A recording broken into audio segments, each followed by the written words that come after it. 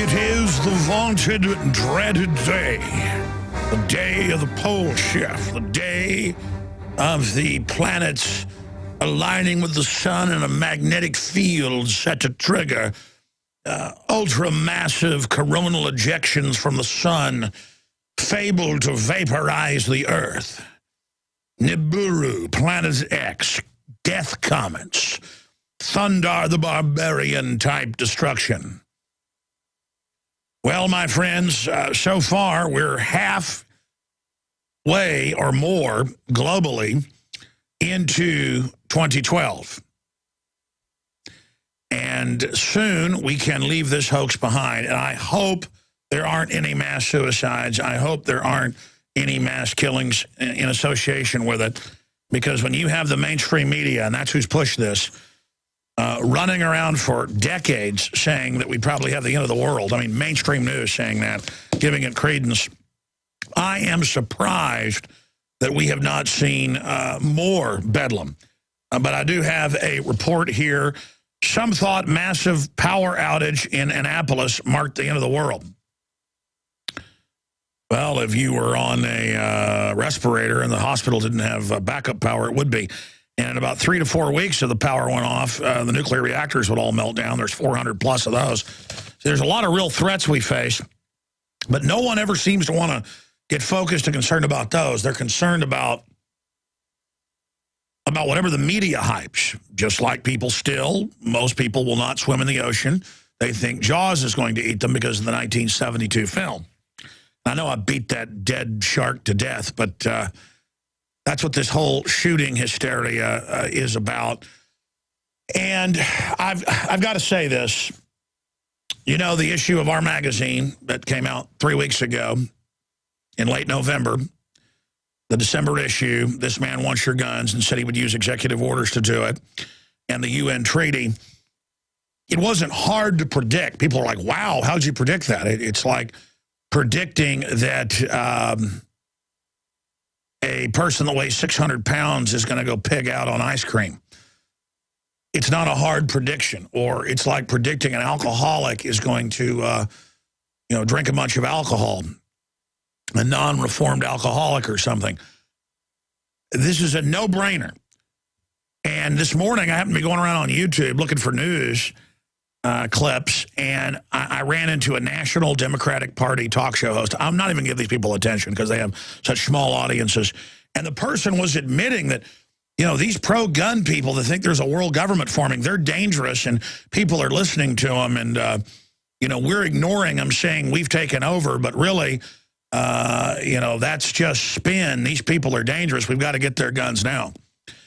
And that's the thing. These globalists really think they're in charge, because for so long they just tell you, hey, this is the way it is, and then everybody just goes, oh, well, you're the authority. Absolutely. But watching this person, because it was video of the radio show, lecturing people about how there's no world government, there's no new world order, and no one wants your guns. In fact, that's the spin the last few years. Nobody wants your guns, but we are going to take them. No one wants your guns, but we are going to take them. And I'm like, listen, do you understand that I'm not in a trance like the general public? And more of the public's waking up out of the trance, and, you can sit there and, like a magician, can put somebody in a trance and tell them that a potato is an apple and they'll believe it. Listen, bud. Well, I mean, you see them on the news. Bloomberg, there's a new headline out saying, no one's more pro-Second Amendment than him. And, yes, ladies and gentlemen, the governor of New York is announcing that it's in the New York Times that they want to make you turn your guns in, but they'll pay you for them. Forced buybacks. My friends, we are blasting out worldwide, and it is the 21st day of December, 2012, and this day is already halfway past, or more in some parts of the world, already getting ready to go into December 22nd. By the grace of God, there has not been too much crime or hysteria taking place around the world. We'll be going over some of that news, but cross our fingers, say a prayer. I hope that people don't do anything crazy today, though people are always doing things that are crazy. Obviously, we had predicted it wasn't hard, that the Mayan prophecy, which really wasn't even a Mayan prophecy, that the world would end, was a fraud. And we, of course, predicted that it was not hard to do. Though the globalists and many of their Illuminati writers, and we did a special report on this last week that's online, titled 2012 Doomsday Secrets Revealed, that Terence McKenna and many others in the last 30, 40 years put out this idea, and they actually say it's the beginning of the Luciferian age, or as New Agers would call it, the age of Aquarius. So this is a very important date to the Illuminists. And they believe this is the kickoff of their big takeover. And you can notice they're moving very, very quickly on a lot of different fronts. Yeah, there it is. 2012 Doomsday Secrets Revealed Special Report. Just type that into your NSA two-way spy system, and it will come up for you there on Google. All right, ladies and gentlemen, David Icke, because, I mean, you got to have David Icke on 2012. He's been saying it's a fraud for decades. But he believes that by 2016, the New World Order will be reversed, that there will be a true awakening, and that this is a counterfeit awakening that they're pushing. And he's a very intelligent person. Doesn't mean I agree with everything he says, but he'll be on with us coming up in the second hour today. And then we will continue with open phones as well. Okay, let me just stop here for a moment and just read to you a few headlines. Communist Chinese government calls for Americans to be disarmed. We covered this at the end of the show yesterday. We're going to continue today because the story is just off the charts incredible, and people know it's amazing, and it's getting a lot of attention, which is good. We could use this to really destroy this big anti-Second Amendment push that's going on. The enemy's arrogance in saying that the Communist Chinese, the biggest owners of the private Federal Reserve debt, are now influencing our movies, our television, buying up our media, ordering films to not be released or re-edited like Red Dawn, the new release. That was postponed by almost 2 years. And telling Obama, do whatever it takes, there's quotes here, wage a war on the Second Amendment and use the massacre to get the guns.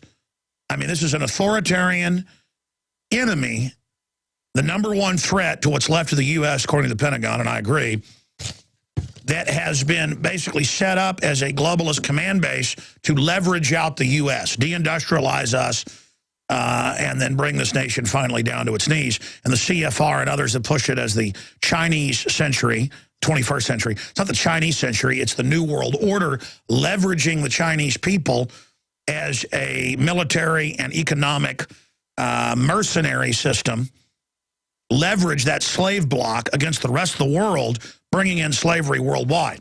And I'm going to break that down today. It's very, very important.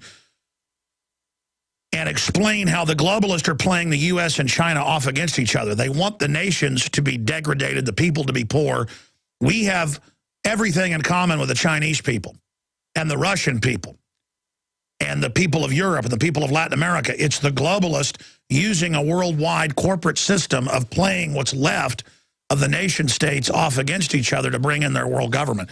So I will be explaining some of that coming up. It's of the paramount importance. But first off, let me show you some Second Amendment news here that is just, again, absolutely off the charts. The Secret Service is here. Well, bring them in here. Bring them in here, or I need a live mic. Okay? I mean, if they want me, they can come in here. Anyways, ladies and gentlemen, this is not the first time the Secret Service has been here. Just nobody talk to them. They got to come in here if they want to talk. Or they can go get a warrant or whatever they want. Anyways, getting back to what I was saying, the globalists are scared right now because they know that you're aware of their program. And New York governor, gun confiscation and forced buyback, an option. And they're saying, oh, it's no big deal. You have a right to guns. We're going to ban them and make you turn them in, but we'll pay you for them. So that's being announced, Cuomo in the New York Times. Our article breaking it down is on drudgereport.com. And here's the article. Cuomo says he'll outline gun proposals next month. The proposal is, yeah, we may just ban your guns and make you turn them in. Okay, so we've got that information. Also, we've now put out a petition at the White House, Infowars.com has, to sign a petition to deport Piers Morgan for his attack on the Constitution. The Secret Service here? We'll bring him in here. Get him some chairs right here. Usually when they show up, we don't show video of it. So everybody's like, oh, yeah, I bet the Secret Service showed up. Until later, it's in the news or whatever, the FBI. Anyways, we're broadcasting live here. It's probably over some idiot on a message board or something. What do you guys need? Come on in. What do you need? Oh, I'm broadcasting live. If you're here, what's going on? Is it something? Are you have questions for us, or are you wanting? Are you the awesome? Well, I'm on the air. What am I? I mean, I'm on like 140 stations and XM and everything. Well, the Secret Service is here, and I don't know what I'm supposed to do. Talk about radio cliffhangers here. Well, at least come in here and show the cameras you're here, Secret Service, so they'll say I'm not. Can I have the guy's card? Do that. Can I have the card, Rob? It's always nice to have a visit by the federal government. Oh, boy. Secret Service guys that come over here are always pretty nice. The FBI people, though, one time were asking me, what's that poster of Obama on the wall? And I'm like, what's it say? It's a film. Anyways, I got a lot of news to cover, obviously, here today. We're going to break in about 3 minutes, and I can go out and talk to the Secret Service. Can I have his card? See, that's why I'm saying, guys, we need to be able to wire in. Oh, wait, you have a camera out there. You guys have a camera. Rotate it over there. You've got a camera out there. Oh, he left? Okay, well, I'm not going to have time. Here's the deal. This is our longest break of the hour. It's 4 minutes long. By the time I go find him in the building, I'm going to have to get back on air. Whatever the Secret Service is here for. There's never any end to any of this, I tell you. Well, I forgot we do have a camera mounted out there. Yeah, what we'll do is when we come back, we'll play the piece Rob Dew and Darren McBrain put together, the Federal Reserve's message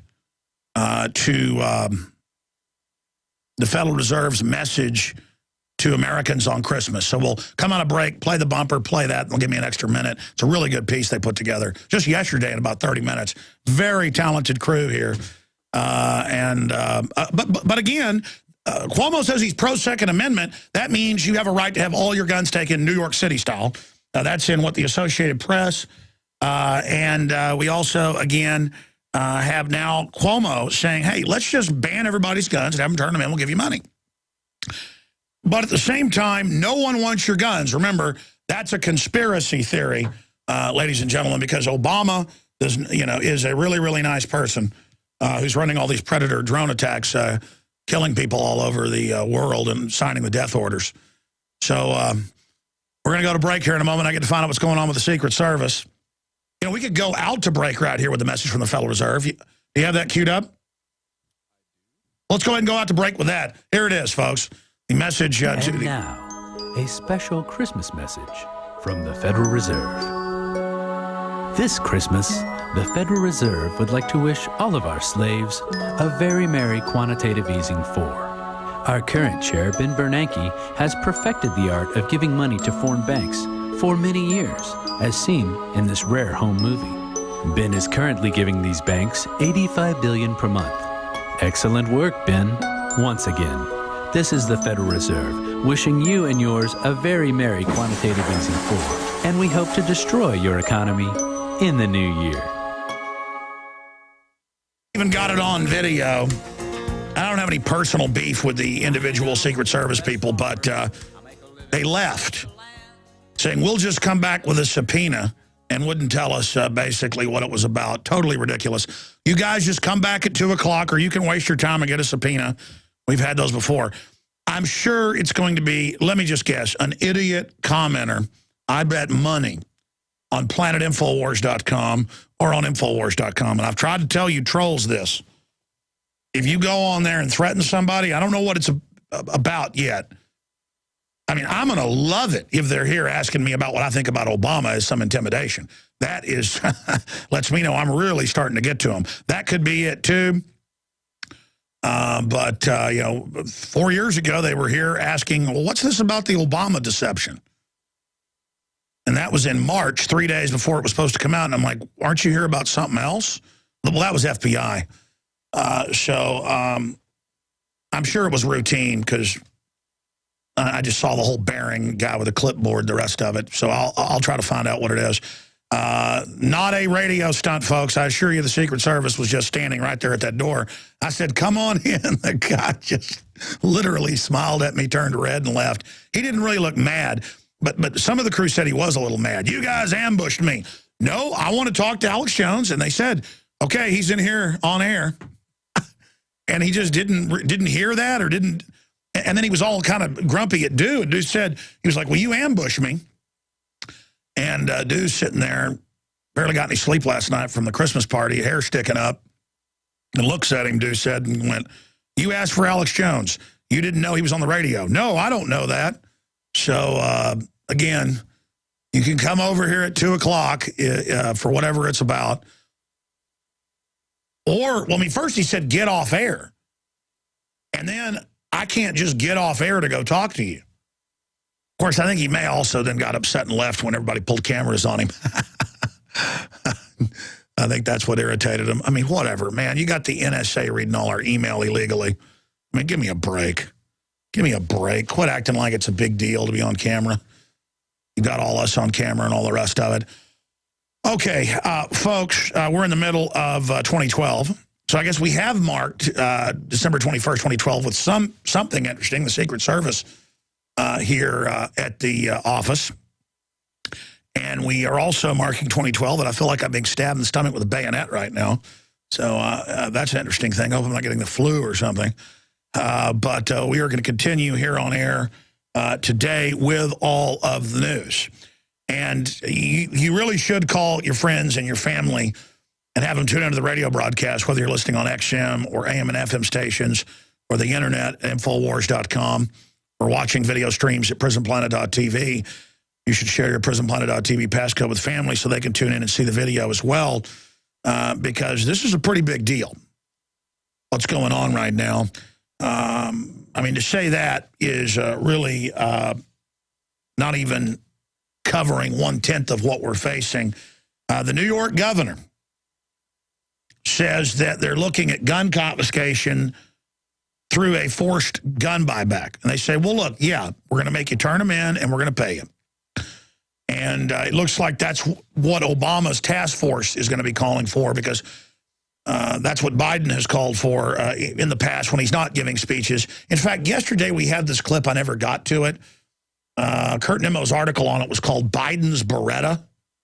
And it's a video clip of Biden 4 years ago on the campaign trail saying, we'll never come after your guns, I promise. It's ridiculous. You won't get my Beretta, which is an assault weapon, semi-auto. That's what they classify it as. And you'll never get my shotguns. Well, they want to ban most shotguns. Most of them are semi-auto. And the ATF officially saying they want to physically make you turn those in. Ban gun show, private sales, giving your grandson a rifle, ban junior shooting groups. And then once everything's registered, then they confiscate them. And that's the path they follow in every country. And they are now saying, well, we'll just skip all that. And we'll, adverse possession. We'll just order you to turn those guns in. And then they can just, wait till you leave work. This is how it'll go, folks. If they ever pick me up and set me up, send me off to a FEMA camp or whatever, it'll be out on the highway. Because I'm as predictable as a Swiss watch, and they know that. Following you with your little GPS-tracked phones and all the rest of it. They just pull you over, say you resist, blow your head off. I mean, in Houston, they've got so many CIA on their police force. When they want to kill CIA in Houston, they've done this on the news. You've seen it. They just get the guy out of the car, pull the gun out, shoot him right in the head. Remember that Carney guy? And Wayne Madsen went down there and confirmed it was a hit. And they just, on the news, get the guy out of his car, stands there, put the gun to his head, kill him right in front of everybody. So, that's how they'll take me out. Or plant drugs on me or something like that. Some of the stuff they ship in. All right, we'll be right back. Stay with us.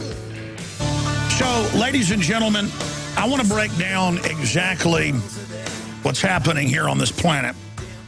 There is a global corporate crime syndicate above all the major nations of the world. They They are taking over just a few final countries that the New World Order hasn't been able to destroy. They're taking them over militarily. Doesn't mean those countries are good either. They're usually run by crooks. Most governments, as history and our founders teach us, are run by crooks.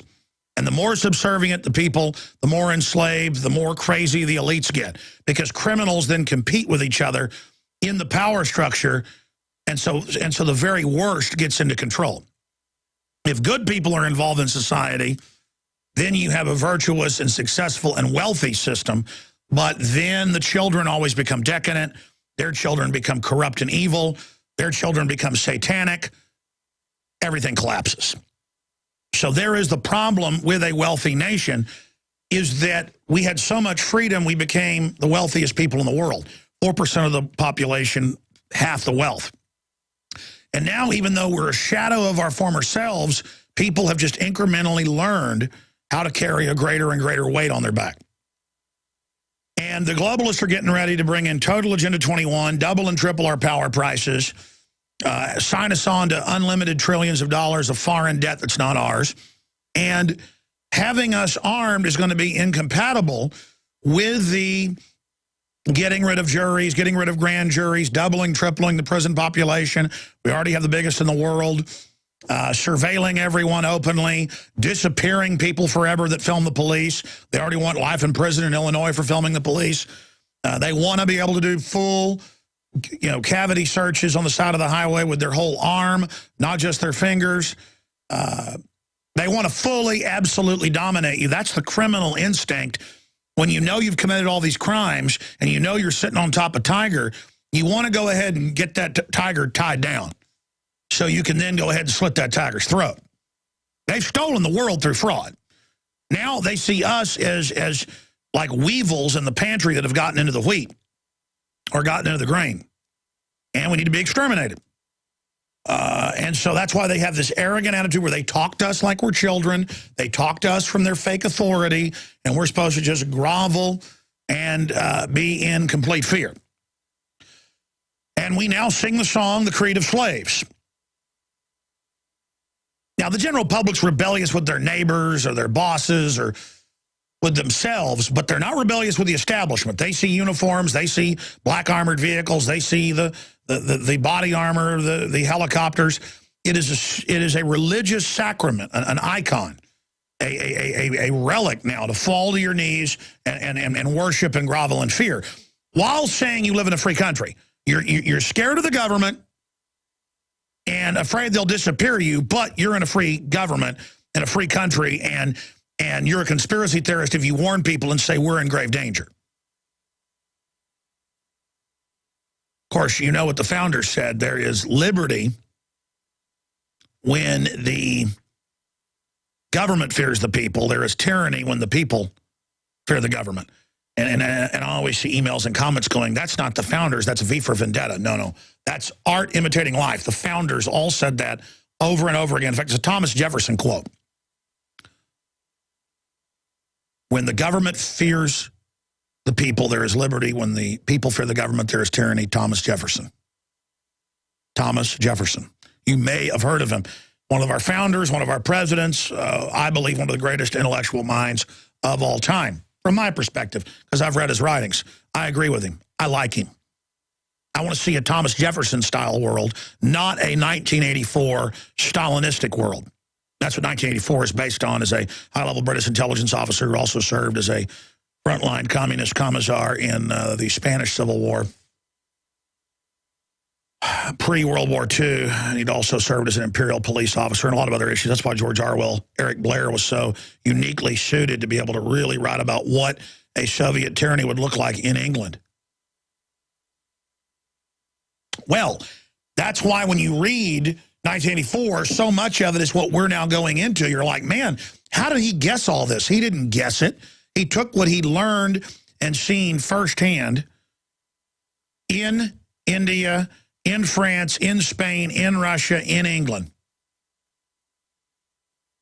All right, side issue. Let me document cam some of these articles here for you. New York gun confiscation and forced buyback an option. New York Governor Andrew Cuomo, and they're just putting out the trial balloon. Remember his daddy, we got him on videotape with David Rockefeller at Bilderberg in 2006, says that the state of New York is serious about gun confiscation. The Democrat and former Secretary of Housing and Urban Development told the Albany radio station he plans to propose a package of draconian legislation during his State of the State address next month. Hey, guys, will you tell Kurt there's a typo right there, and this is linked on Drudge, just that right there. I meant to tell him about like 6 a.m. when this went up this morning, and then I never forgot to tell him. I just got caught doing other things. It goes on. And these are quotes out of the New York Times article. We'll just proofread this on air. I don't think legitimate sportsmen are going to say, I need an assault weapon to go hunting. Cuomo said, according to the New York Times, there is a balance here. I understand the rights of gun owners. I understand the rights of hunters. Cuomo indicated the state will likely force some kind of permit process on owners of semi-automatic assault weapons. Same thing they did in New York City, and then they just stopped issuing the permits to guns, period. In addition to generating revenue and expanding the size and reach of government, the effort will also allow the state to confiscate the weapons of citizens who do not comply. Confiscation could be an option. Mandatory sale to the state could be an option. Permitting could be an option. Keep your gun, but permit it. Yeah, and they want you to come in and register it, then they confiscate it. It's like, we'll confiscate it if you don't register it, and then you're fool enough to come register it, and then they confiscate it. It follows the exact pattern throughout history. The Romans in what's Austria, what's Romania today, what's Switzerland today, what's Gaul, what was France, what is France today, Germania, what's Germany today. They would come in and say, because it took them hundreds of years to take the whole area over, it's the same story. They would have local scouts they'd hired who could interpret. They'd say, listen, completely give up, and we'll only kill all your men, and we'll let your women and children survive. We'll re-educate them. We'll put them in our households as slaves and make them, Romans basically down the road. Or we're going to kill everyone. And then other times they'd say, well, just show up here and turn all your swords in, and then we won't kill you. And then a lot of times they would come turn their swords in, and they wouldn't a lot of times kill them right away. They would then basically say, okay, well, now you've got to go stay in this barracks, in the stockade area where we can observe you. And then they would kind of have like a re-education camp where they had their spies and agents in there figuring out who the troublemakers were. See, re-education camps, the Romans developed them, and they developed those out of some systems the Greeks used in occupied areas they occupied thousands of years ago. So re-education camps are very, very old. That's why all of this is done over and over and over again.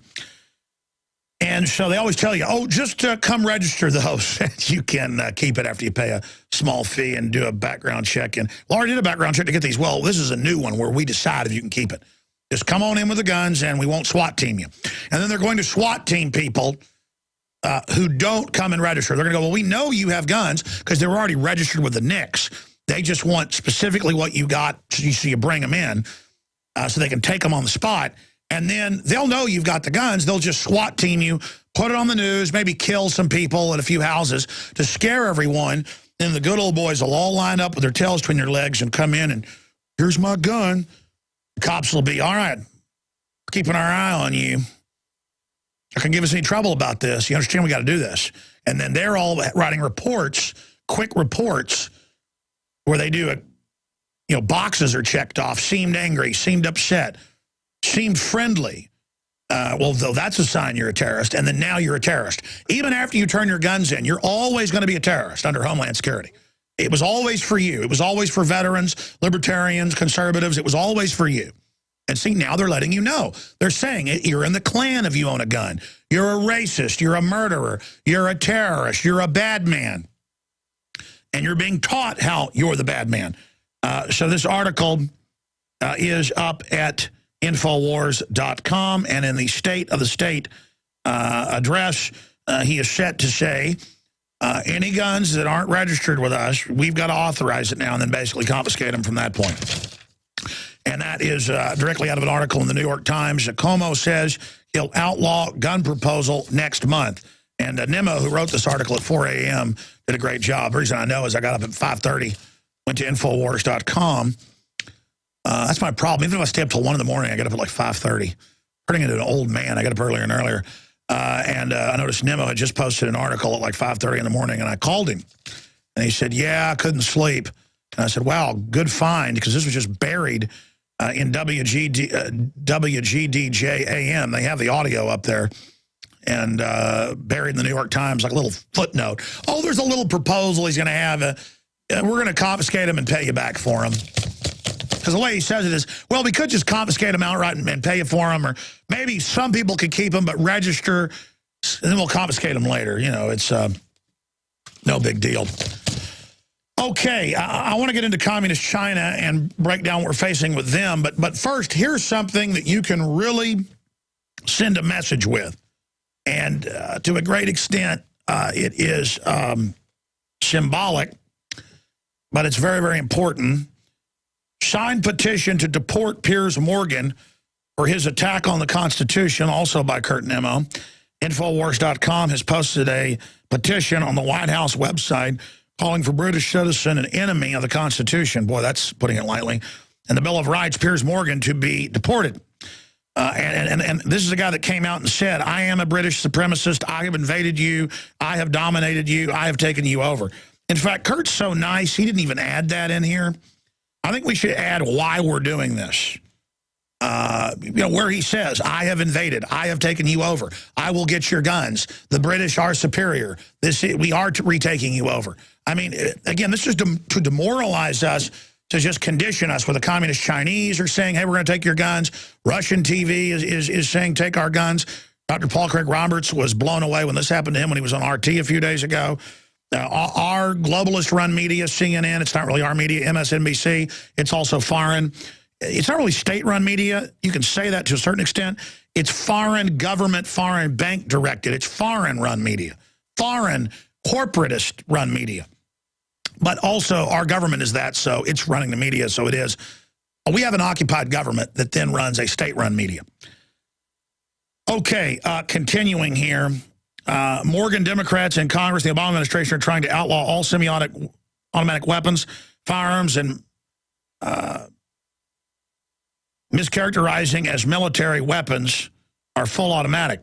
If Morgan and the Democrats in the Congress and the White House are successful, the government will outlaw and eventually confiscate all semi-automatic firearms. Oh, they're not even stopping there. Obama said in his second debate, he said, oh, and handguns too.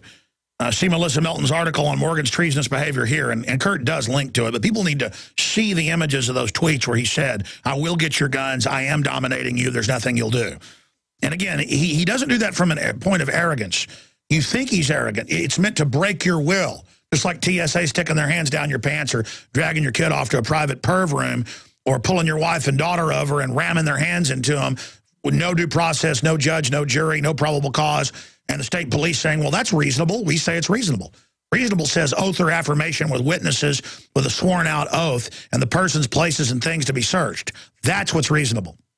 Not, oh, I'm going to have your wife bend over here on the side of the road and I mean the woman literally, you know, pushes with force, and the whole woman moves as she rams her hand into her. And then the woman had to go to the doctor. It hurt her. I mean, no kidding. It's just brutalizing us like animals. Total domination is the name of the game. Of course, you just tuned in. I'm talking about the state police now are saying it's going to be their, well, they say it's policy to ram their hands into your body. Okay, and we're not supposed to get upset about that because the country's so free. And the communist Chinese are the biggest owner of our debts, and they're now saying to Obama, you will get their guns. You will, I have quotes here, wage a war on your gun owners. This is a country with forced abortions at the Apple factories and suicide nets where they've aborted 50+ million baby girls so they don't have enough women for their men. I mean, this is just the most authoritarian country in the world telling us what to do. Our petition calls for the feds to deport Morgan because he is engaged in treason.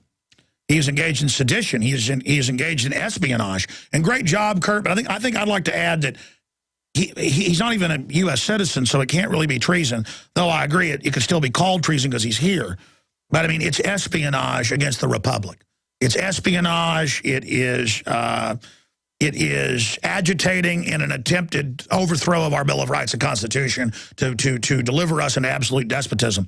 Here is the petition text, but treason's good because the public will understand what that means. Deport British citizen Piers Morgan for attacking the Second Amendment. And you can read the petition, it's very short and sweet, at Infowars.com, link through to whitehouse.gov.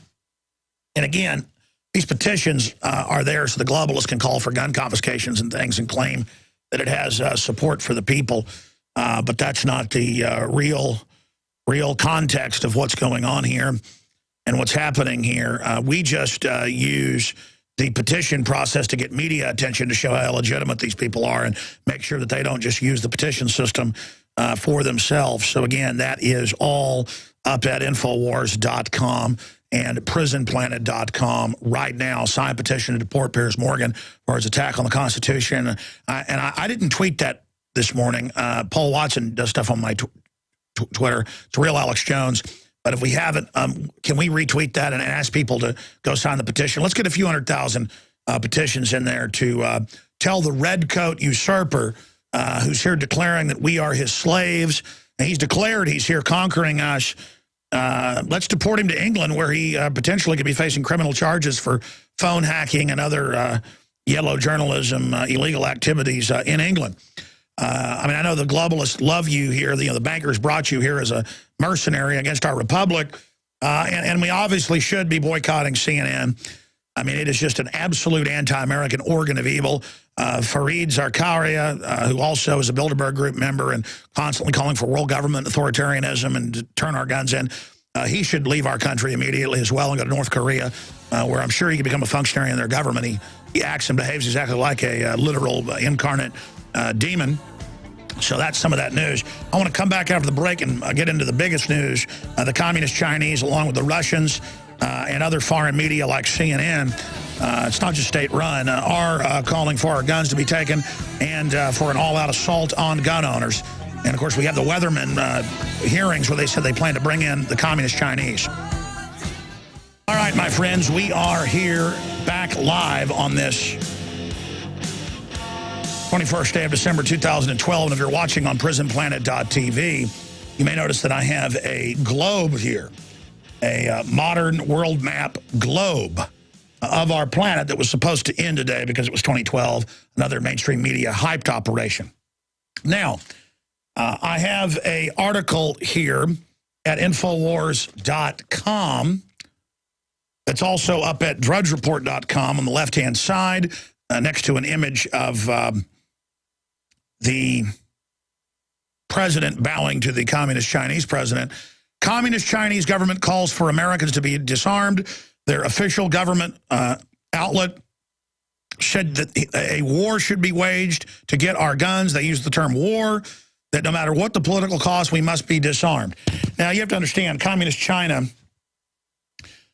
was taken over by the colonial powers hundreds of years ago. Then the colonial powers defended China against the Japanese and their brutal attacks during World War II. And then in 1949, the CIA actually put Mao Zedong into power. That's now been declassified. The John Birch Society, was saying that back in the 50s and 60s and being laughed at from their sources, but it was all true. They have the sources. So China is teamed up with the globalist, not the United States, okay? The United States is just another vassal state of the corporatist who establish a world government of laws through the UN and through the nations, but they are exempt from it. The corporations are like the Vatican and the City of London within London, the corporate structure, and Israel is its own exempt kind of city-state where it says it's not according to anybody's laws. This is the globalist model where these mega corporations have these zones and areas like Switzerland, again, that's exempt and sovereign. But no one else can be sovereign. You understand? China's not sovereign. The United States is not sovereign. Russia is not sovereign to a great extent. These globalist oligarch groups come in. Now, China and their 1.3 billion people, they have been used to leverage out the jobs here in the U.S. where no one can compete with forced abortions and suicide nets at the factories working for 5 cents an hour. Not even our prisoners for 25 cents an hour. Okay, and so that drives down the wages worldwide.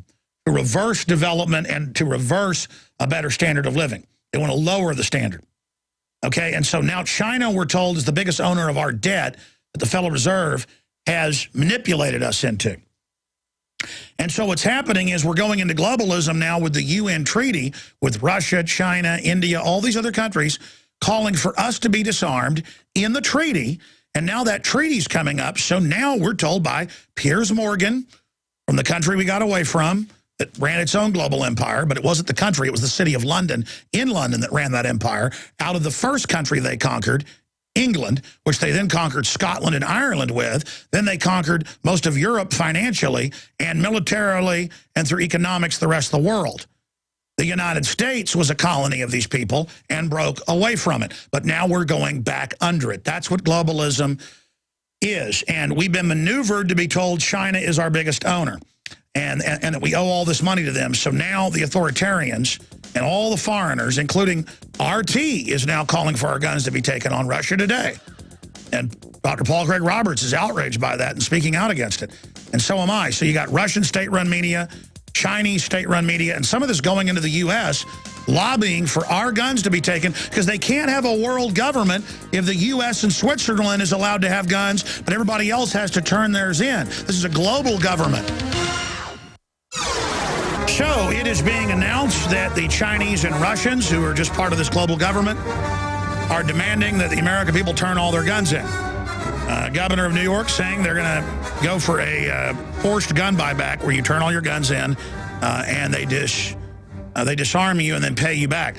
And again, they sell this like we're here petting our guns and obsessed with it. No, it's people that don't know about guns that get them and think it's some new powerful thing they've got. It's that historically, when systems disarm you, they can then accelerate your enslavement. So government is arming to the teeth against us, all saying we should be disarmed. There's only a few countries they haven't taken the guns from. And yes, the United States has always been a violent culture. And now, because of guns proliferating even more, crime rates have gone down. We still have a high one globally, but not compared to some countries. England's more than doubled after they completely banned guns. And it was a pretty peaceful country before that.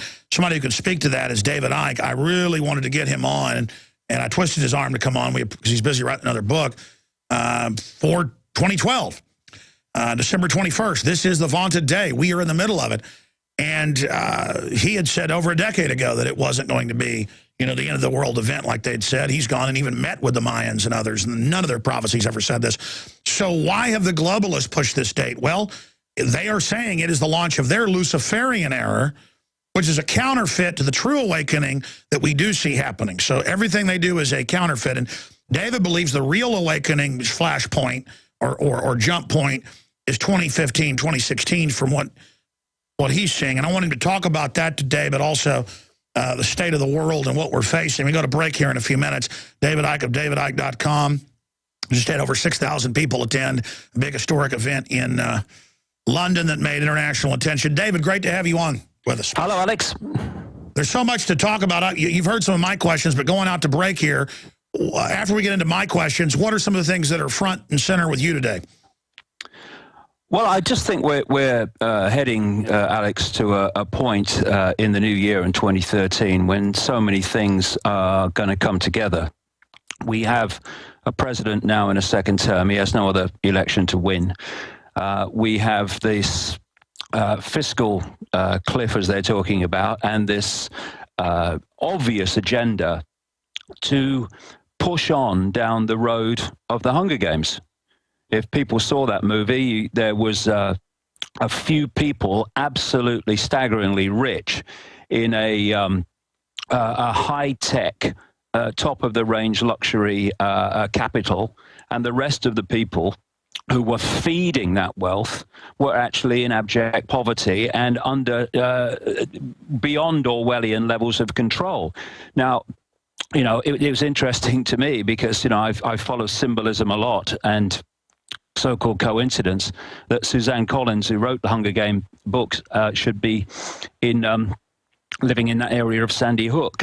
Same with the connections from that into the Dark Knight Rising movie. Where and by the way, it's not just that they renamed it in the new Dark Knight to Sandy Hook. They mailed out to the media attack papers. For those that don't know, we'll talk about this when we come back. attack papers, orders from Bain of strike points. And in the last one, that area named Sandy Hook was named Hinckley, the shooter of Reagan. Well, you see, if we get really deep into this, Alex, it's all about the manipulation of the human subconscious mind, which then becomes the conscious mind's perception of reality. I want to ask you that when we come back, because I don't want you to waste any of this now and then get cut off, David. But absolutely, they do put things in movies, like Fox showed the World Trade Centers attacked by a jet hijacked by the government that used a drill to make NORAD stand down to blame the Afghans, the exact 9/11 scenario 6 months before. I want to ask you, David, from your deep research, why they do this. David Icke, straight ahead, davidicke.com. And we'll also talk about his new book that's out, but also the next one coming out. And say what you want about David. He is a trailblazer, and he means what he's saying, and he has really gotten a lot of people to get outside the matrix. And for that, we're eternally grateful to David Icke. I'm Alex Jones with Infowars.com. Who better to spend an hour with us on the vaunted December 21st, 2012, than David Icke. And David Icke joins us from England. He is a former champion goalie, BBC TV and sports national host, head of the Green Party, and now known as one of the, quote, biggest conspiracy theorists. Well, there's David Icke and myself. I mean, that's who people will talk about. And then there's kind of, when it comes to radio, people like George Norrie. But I mean, who are the mountains of, quote, conspiracy? There's only 3 or 4 people out there. And that's why it's important that those of us that are trying to get people to expand their horizons, to expand their awareness of what's going on in this universe outside the globalist artificial box or matrix, that's why it's important that we work together and not be divided. And that's why it's so important that we support the work that David Icke is doing, because the fruits of his work are only good. And, of course, Christ was quoted as saying, you judge a tree by its fruits. And David joins us now. David, first off, because obviously 2012 is more than half over in many time zones in the world.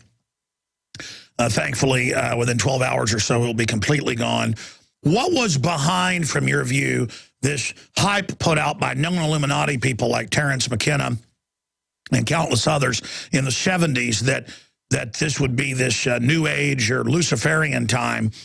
And then how was that picked up by the media and made to be a doomsday scenario? Your view on that. And then I want to shift gears into Obama, the guns, but also the subconscious programming going on with people in a trance, and your research on how we can unlock people from the trance. Again, David Icke, thank you for joining us. Okay, Alex. Well, I picked this Mayan 2012 story up a long time ago. I was doing a lot of traveling in America, and in the early days when I came to America in the 1990s, the early mid-1990s, the only people that would put me on, and that was in the smallest room at the end of the day, were like these whole life expos and stuff like that, and New Age type stuff. And so I picked up the story there because there's 2 strands of this Mayan myth. One is that today is the end of the world. Well, we keep having ends of the world. And ends of the world, you know, they have many connotations in the subconscious. You know, one is about life being finite. One is about being little me and having no control over events. And, you know, just being a pawn in the game with no power over it. Oh, will the end of the world come? And, you know, everything else has got control except little me. And the other part of the other strand of the 2012 myth was that there was going to be some grand awakening on this day or around this day, which is closer to the way that I see things. But I just don't see a single day, and I don't see a single year. I think it's a progression. And since I started talking about this in 1990, 91, quite demonstrably, there has been a global awakening. It's not as big as we'd like it to be, because we like it to be greater. But I was talking to someone last night. I mean, when I think of what I was dealing with in the early 1990s, mid-1990s, even late 1990s, in terms of public interest, public derision, public dismissal, And then you look at what you've got now, it's dreamland. I mean, we need to not get too caught in the, the frustration that it's not greater, and lose the fact that how far we have come in this period in terms of awakening people to another view of self and the world and world events on a scale that is unprecedented. So that's a good thing. But this whole idea of an awakening on a day or in a short period of time, I think it's always been a myth. And one of the things that happens when you create something into the so-called future, which is when it's all going to happen, and it's a kind of a new age equivalent, Alex, of waiting for the cavalry to come, because it's always, well, someone's going to come. I keep seeing this stuff about, nice secret societies and the Far East and military groups in America that leave it to them. They've got it sorted. It's all holding position. Don't do anything. You don't need to, because it's all going to be sorted out for you. Yeah, the White Knights, the Nasera group. I've been hearing that for 20 years, 17 years on air. And the globalists, Brzezinski and others, they are saying that there's a huge awakening and the globalists are in trouble, even in their internal documents. And so they want people, to basically believe that they're powerless. But when we see this giant buildup of police state control, that is the system desperately trying to get humanity back on the reservation. Yes, I've been saying this for years, Alex, that, the prime reason for this massive imposition and escalation of the Orwellian state globally, it seems to be that they're trying to get more and more power. And of course, on one level they are, but it's more, as I've seen it and I've experienced it over the years, it's more an effort to hold on to the power they've already got. Because as the human mind awakens and expands its sense of the possible, which is what vastly awakening is, instead of, living your life looking through the wrong end of a telescope and seeing everything as I can't, it's impossible, everything's limited, you start to expand your awareness of possibility. And when you do that, everything changes, not least on this level, Alex. If you're looking through the wrong end of a telescope at something like Sandy Hook, you will have no alternative to the official story, because you haven't got any alternative.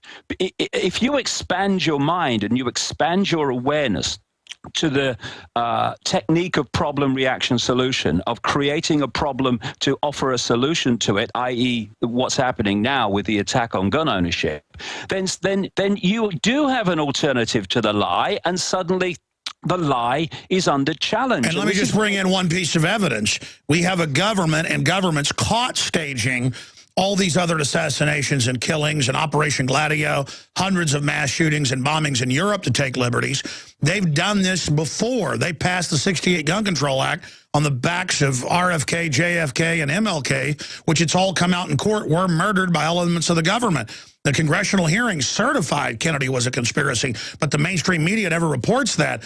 And 90+% in polls know the government killed Kennedy now. So we've really won in many respects, but the establishment is still in control of the major command centers and is posing and acting like that we are the joke when they are really the joke. How long can that final domino stand?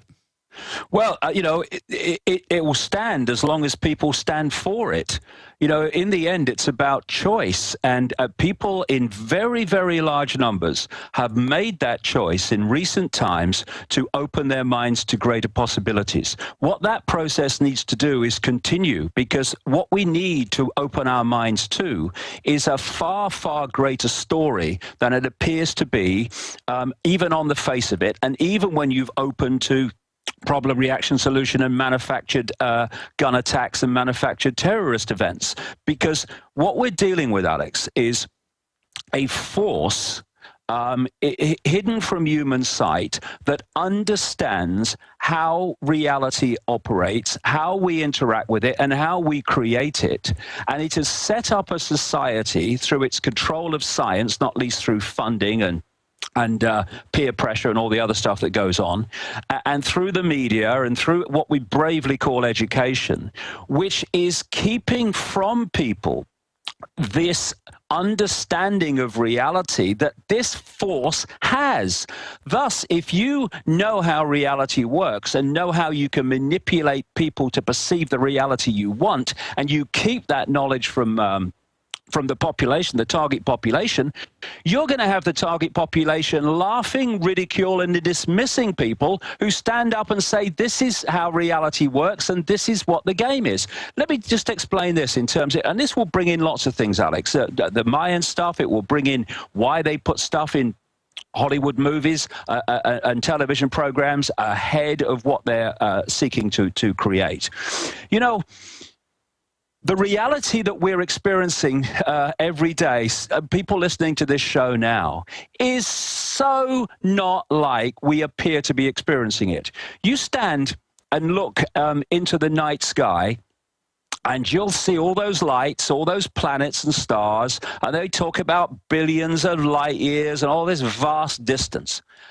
What you are seeing exists in that form only in a few cubic centimeters at the back of your brain, where the brain decodes information in electrical form from or in to a illusory physical reality, which is actually holographic. So if you want to bring down this whole conspiracy, Alex, to its real bottom line, it is about what controls those few centimeters at the back of your brain. Because if they do, by programming your sense of reality, you will perceive and thus manifest in our individual and collective experience what they have programmed us to decode and manifest. Exactly. They've proven that humans are builders, designers, creators, so they simply program us to then manufacture what they want. Yes, and this goes much deeper than that for reasons that I'm going to come to, because this is a very, very interesting and vital area of information that we've got into here. And when you expand your mind and you go beyond mind into what I call consciousness, the greater sense of awareness, you're increasing every time you do that your power to control those few centimeters of the brain that are creating visual reality. And therefore, the programming gets harder and harder and harder to impose itself. No, exactly. And then your mind starts to truly open up, and it is incredible, ladies and gentlemen. Stay with us. This is a short segment, long segment coming up. I want to give the number out if you have a few short questions for David Icke. Kind of add a wild card element to things. 800-259-9231. 800-259-9231. I am your host, Alex Jones. David, shifting gears out of the brain and how the globalists are programming things, and the globalists themselves believe they're getting spiritual influence to do this, regardless of whether that's true or not. They believe it, and so it's not kooky. Whenever for 20 years you've been pointing this out, and more of it is being revealed. But expanding on this, you've been saying, I've been saying, clearly it's there. They're moving with using Al-Qaeda to attack countries while saying give our rights up or Al-Qaeda will kill us. Never before has their propaganda gotten thinner and more obvious, even for people that are not even very conscious.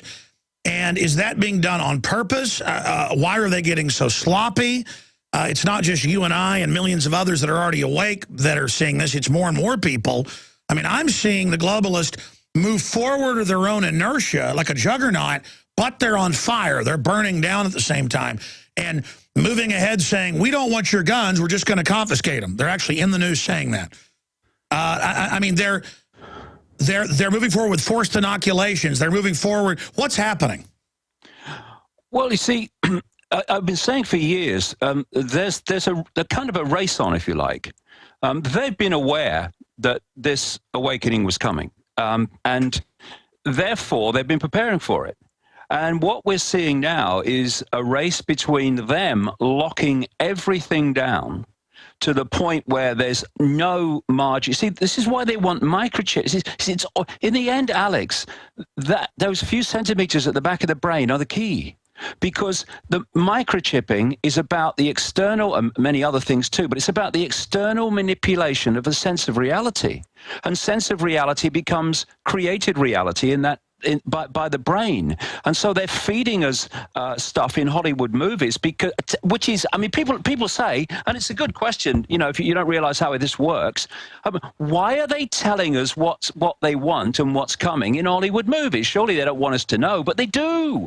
They do, because the more that they're feeding that information into the subconscious mind, the more that is becoming the future reality of the subconscious mind, which then becomes the manifest reality of the conscious mind. This is what it's like putting information into a computer and then pressing enter and it comes up on the screen. How is it going for them, though? Because the predictive programming of, you know, every children's cartoon, Star Trek 35 years ago, being about a global, international, UN government, all of that preparation where the future's a dystopia where you have chips in your brain and you're not allowed to have children. And then that's what they then start building.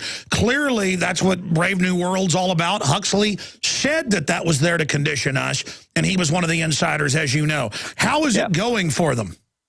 Well, I think that, you know, if people read my books in real depth, they'll see a lot of background to the fact that this force, which is manifest in our reality through these bloodlines and, you know, these interbreeding so-called elite bloodlines and families, we do not depend upon them.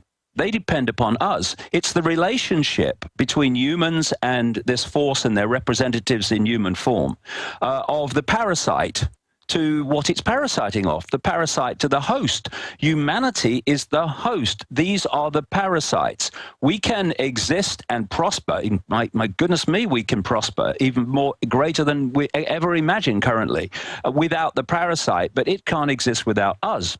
And so that energy, which is the parasite's life force, if you like, is low vibrational human emotion. All the emotions around fear and hatred and conflict and frustration and worry and terror.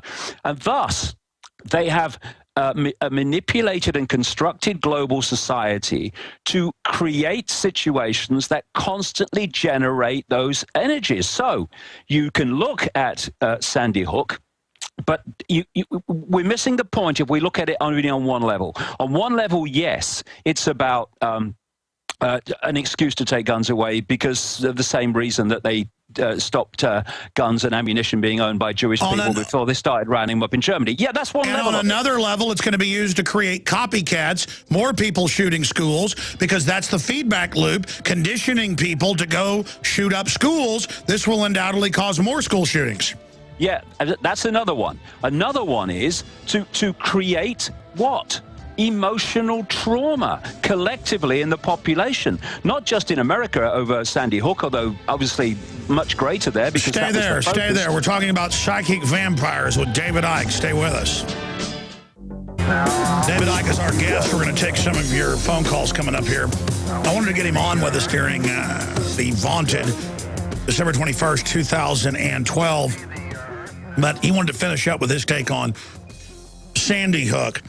I don't cover this a lot, but I have definitely seen it over the years, that there were dozens and dozens and dozens, I was going to say hundreds, probably were hundreds, of different shows and FBI training manuals and other things where they talked about planes flying into the World Trade Center. And then Bush came out and said no one had ever heard of such a plan.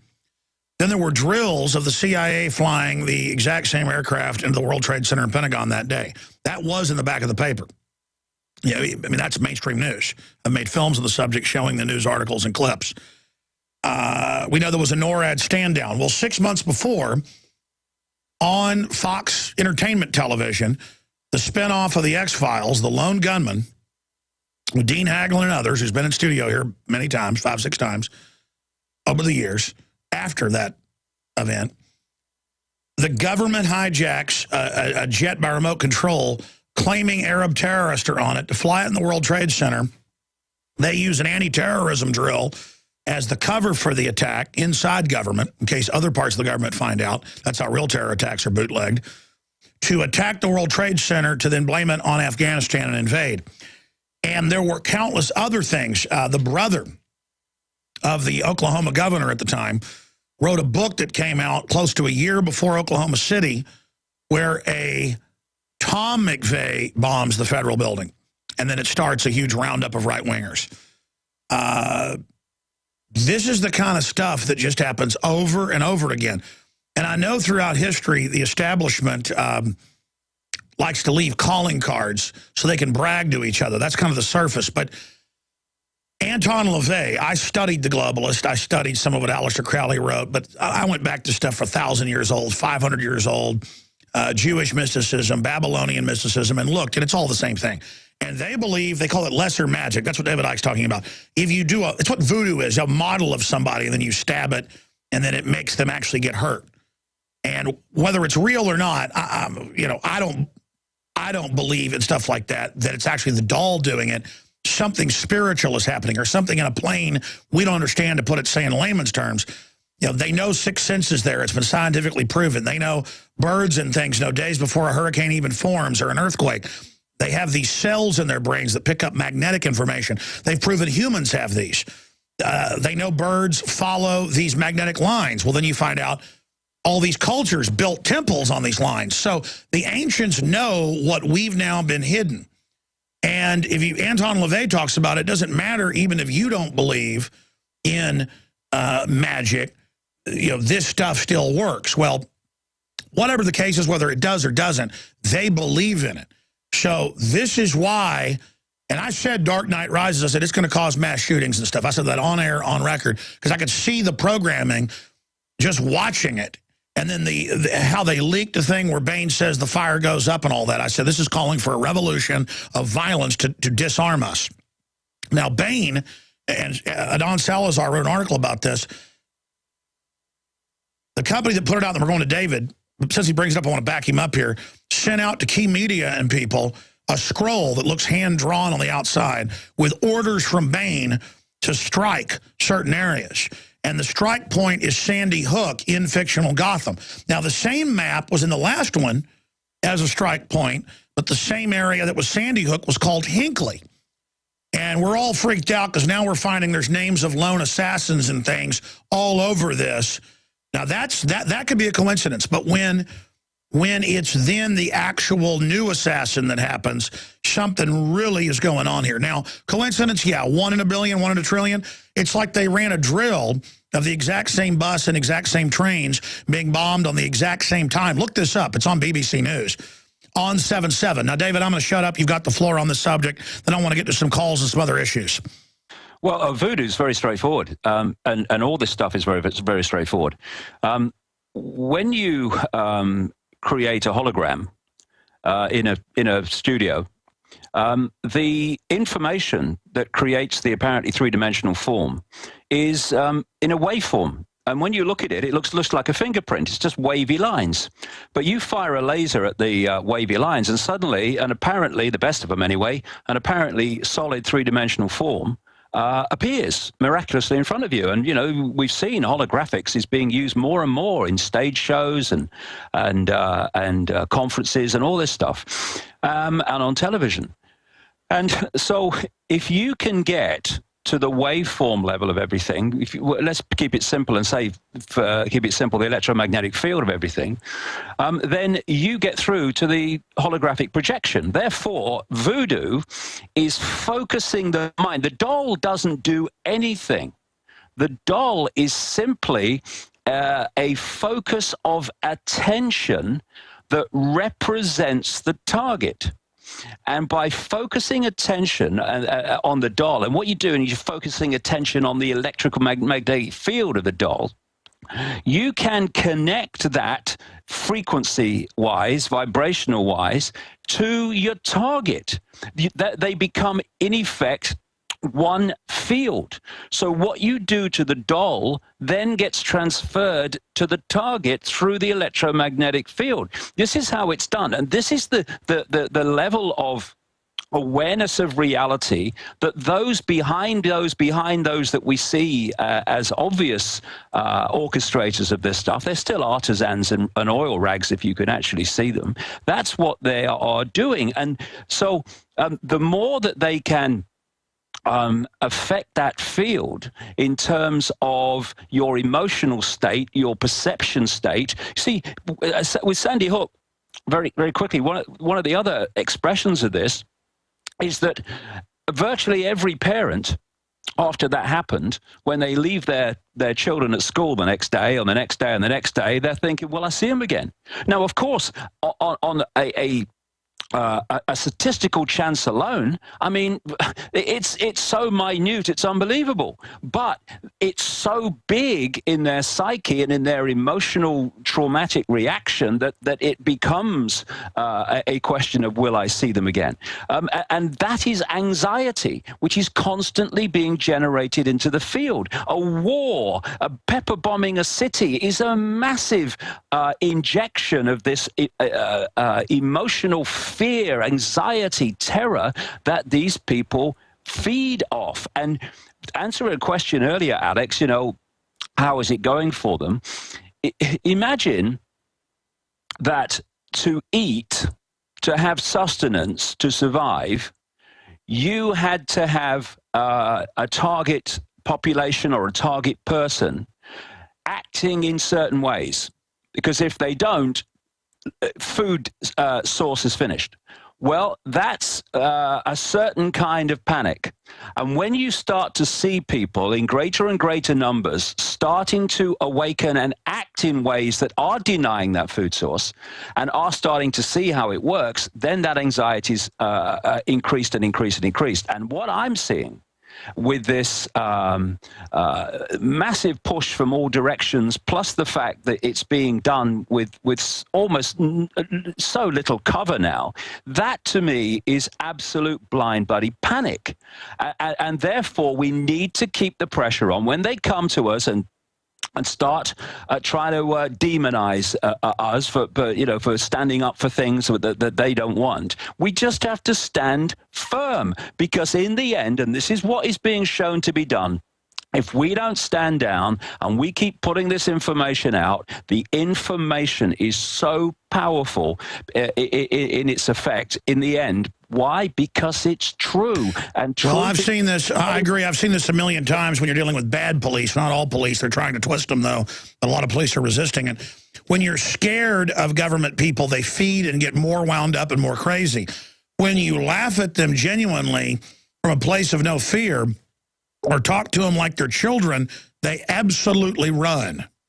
They don't know what to do, because they are in a mode, even those that are totally unaware, they're just a certain personality type, which the authorities love to recruit. They are a computer program, Alex. They're software. And a computer program reacts to programming. So its programming is, I have a uniform on, people are intimidated by me. I must be respected and obeyed because of what I am. And when you laugh in their face, because they're little boys in short trousers, really, you see these TSA people, you know, take your uniform off, mate. Where's your power? You know, your power's in your uniform, it's not in you. You know, go and get another job. Where's your power? Gone. It's in the uniform, which is just an extension of the state. It's like a uniform is like another electromagnetic field they put on themselves, and suddenly, oh, they're powerful now. Take it off. It's gone. No, it is. It's all symbolism. It's all cloaks. I mean, they've done all the psychological studies where you put someone in a different outfit, they behave like the outfit. Yeah, and it's like when you laugh at them or you're not intimidated by them, or you give them the law that you know better than they do, they can't hack it. They just can't. They don't know what to do. And one of the ways that they do respond, because little boys in short trousers with brains the size of a pea have really, in many ways, only one way to react, if they react at all, and that's they pull the bloody taser out. Because, you know, their perceived omnipotence and power is being challenged. No, this is why when you see extreme versions of these people, they'll pull someone over, a driver, and all the driver will say is, well, quote me the law that says you can do this. And out comes the taser and the guy's on the floor. It's because they're computer programs and they have nowhere to go in terms of treating a situation on its merits in the moment based on the information before them. That takes mind, consciousness, and a computer program cannot act that. All right, I want to go to some calls here, David, but what do you see in 2013 with everything accelerating? What are you on the lookout for? What are you predicting? Well, you know, we are in this race, as I symbolically call it, between two things. Is the awakening going to reach the point where the House of Cards comes down before the House of Cards is so cemented together that it's very, very difficult to bring it down? This is why they are panicking in trying to push this on as fast as possible. Because, you know, what we're seeing now is not something that is moving along at a consistent rate, a consistent speed, if you like. I mean, you've just indicated the speed that this Orwellian stuff is coming in all its forms. But the awakening of people is speeding up as well. And every time it speeds up, it's speeding up from a higher level of starting point because of the greater numbers of people who are already there. Now, let me use this as a analogy, because I think it's really apt.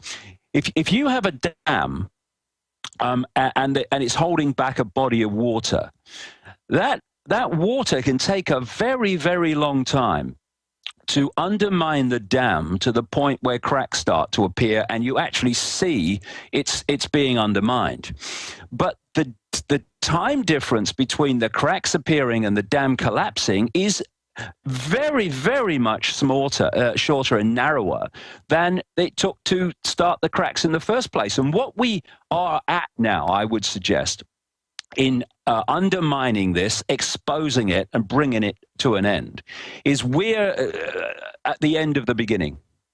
We have had this long period where, from a starting point of zilch, in my case about 25-0 down in football terms, we have reached this point where there is incredible numbers of people are awakening on different levels to this compared with when it started out. We've come from behind or now even. Yeah, now we're at the point symbolically in this analogy I'm using, Alex, where we can see the cracks in the dam. Now we need to push on and not think that it's going to take the same period again that we've been through to have the same effect. No, the effect is going to get quicker and quicker and quicker in shorter amounts of time. And everyone can feel it and see it. Here's the problem. The empire is going to strike back. So how do we attack even stronger with the truth to overshoot their next attack so that we jump to the point that's not within their next target grid? How do we out-jump them? Well, we become conscious. We move our point of, I mean, this may sound trite. I couldn't care less, because it's actually true. If we get caught in hating these people, if we get caught in physically, violently fighting them, then we are playing in their stadium. You see, if you want to feed off human emotional energy of violence and fear and terror and what have you, then when what you've done to generate that, let me give you an example, what they've done in Greece to generate that incredible emotional trauma that the Greek people are going through, then it's even better if they react with violence to your endeavors, what you've done to them, because now you've got twice the energy being generated. They don't mind if we fight them as long as it's not in too greater numbers. They don't mind that. It's lunch. But what we need to do is not fight them, not get pulled into their stadium. Oh, no, I agree. They want to start a civil war in the United States between these, quote, security services and the population. And instead, we need to go out with the information and wake up the programs and turn them back into humans. We need to be reaching out aggressively to wake up their minions, because they're victims of the Matrix as well. The thing is, we need not to play in the stadium of violence and stuff that we're talking about, because that's their stadium. That's what they want. We need to play this awakening, transformation out in the stadium in which it's actually coming from, which is human perception of reality. And this is why it's so important when we put this information out about what the plan is and what the agenda is that they want to introduce, that we do never give the impression that it's a done deal and it's going to happen. It's just information to alert people to what's wanted so we can stop what's wanted happening. And we have the power to do that. I mean, no, I agree, but we have to wake them up to the 3 senses level of manipulation first, so they know it's a lie, so we can then show them the next phase of what is the truth. Well, that's why throughout my time of doing this, I in my books and talks and whenever I've talked about it, I've also always done the both, because I think one without the other is an imbalance. You know, if we don't do it, this is why, you know, people, oh, don't talk to me about the conspiracy, it's negative. No. Understanding, knowledge is never negative. Ignorance is negative, and that's not about ignoring or not wanting to hear negative stuff. That's about escapism from what's really going on. All right, we've only got 2 short segments left with David. We're going to take your phone call straight ahead with David Icke. Well, it's the end of the world as we know it, and I feel fine. Alex Jones here, back live. Joining us from England, David Icke joins us, and here we are on this globe spinning through space. It's supposedly the end of the world right now, but it's not. Again, they will always want you to think it's the end of the world. They mean the end of the world for you, the end of the world for you controlling your own destiny or believing you can affect the world around you. The social engineers want you to sit down and just implode. I want to take some of these calls that are holding for David Icke, but David, you said you have a quote for us. Yeah, just one thing I quickly wanted to say, Alex. When I was just before the break, I was talking about, you know, the spiritual, so-called spiritual stuff, or don't talk about the negative conspiracy. That's an imbalance. But if we talk about only the 5 sense level of the conspiracy and not the deeper levels of the nature of reality from which that 5 sense level can be understood from a much greater understanding, that's an imbalance as well. Now, this is a quote by George Carlin, the great George Carlin, who said this: "Did you ever stop to think about all the people we kill? They're always the people who tell us to live together in harmony and try to love one another. Gandhi, Lincoln, Kennedy, Bobby Kennedy, Medgar Evans, Malcolm X, Martin Luther King, John Lennon. They all said, try to live together peacefully. Bam, right in the head. Apparently, we're not ready for that. Well, we are ready for that, George. It's that which is manipulating society doesn't want us to be ready for that, because that means that the life force on which they feed is removed. And that's why the massively at the heart of this revolution is to start to love each other and care for each other. Not in a, oh, I love you, and you know, that stuff, and that kind of version of love, but a true love, which is, you know, more the love that you see in friendship, unconditional love, and love in its true sense stands and will not move and will not budge, because love in its true sense will always do what it knows to be right, with consequences not even considered, because anything that could be considered not doing what you know to be right is simply not in the psyche of love in its true sense. This is the power that will bring this down. Well, David, then there's the counterfeit of Obama running drone attacks everywhere, and then he says the answer is love. There's also always the counterfeit as well, where they say, be loving, turn your guns into us, we come in peace. Oh, Alex, I mean, I don't know how long we've got here, but I mean, I could talk about this. You've talked twice here about counterfeiting, and you've talked about deceit, right? Well, you know, there is an area of research that I've been pulling together for some time, and that is common themes. I always find it very compelling when I see very different peoples and very different sources coming to the same conclusions and talking about the same things.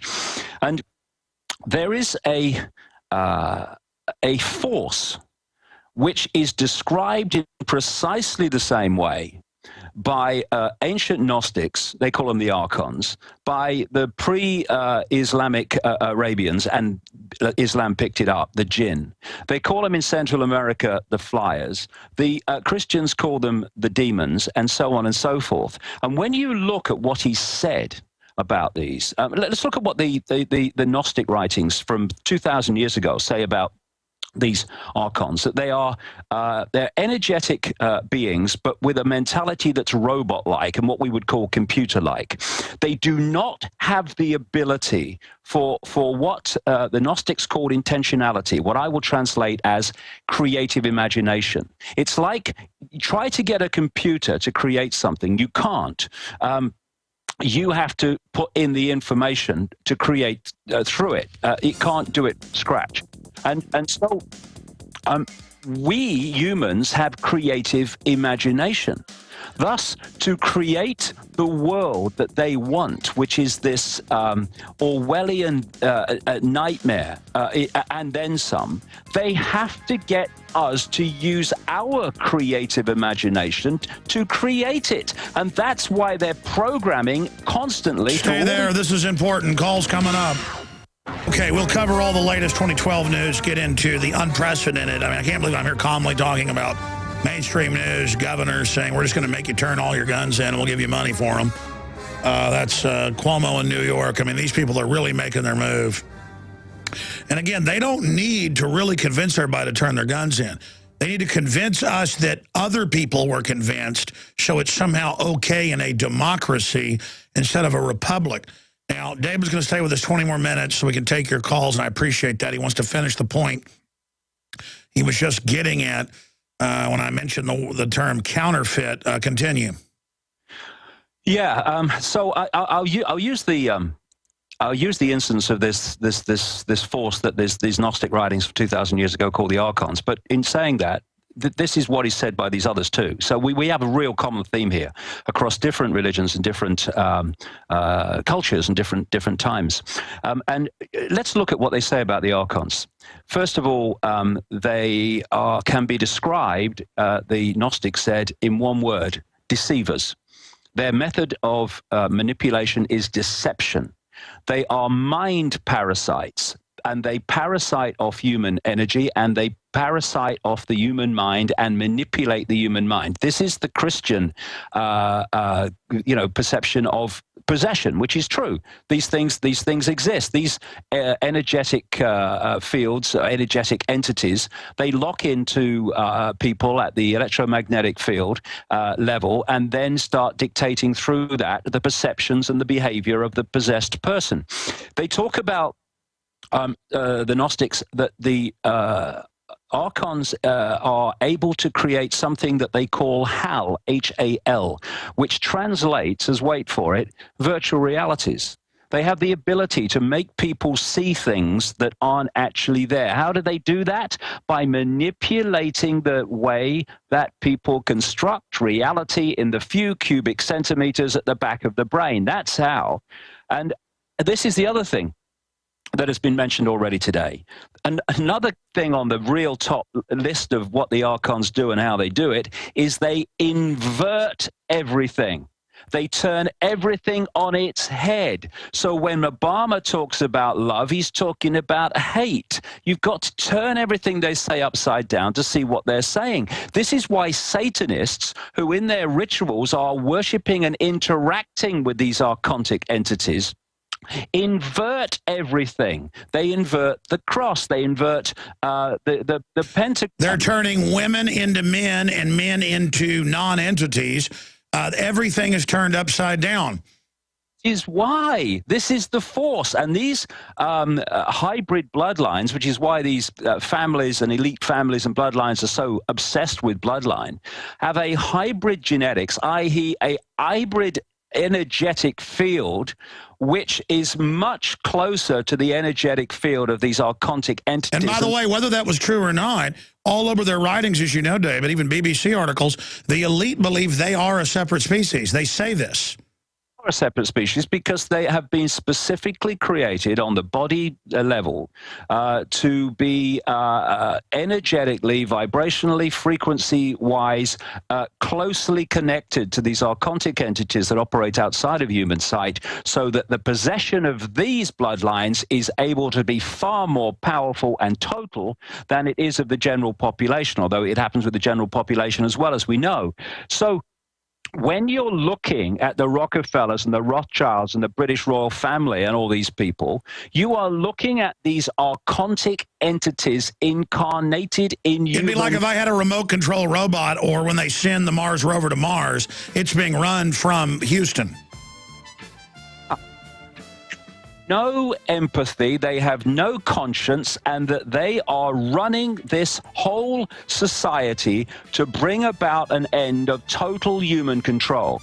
And those vast majority of people, because there's, compared with 7 billion, these people, these bloodlines are so few.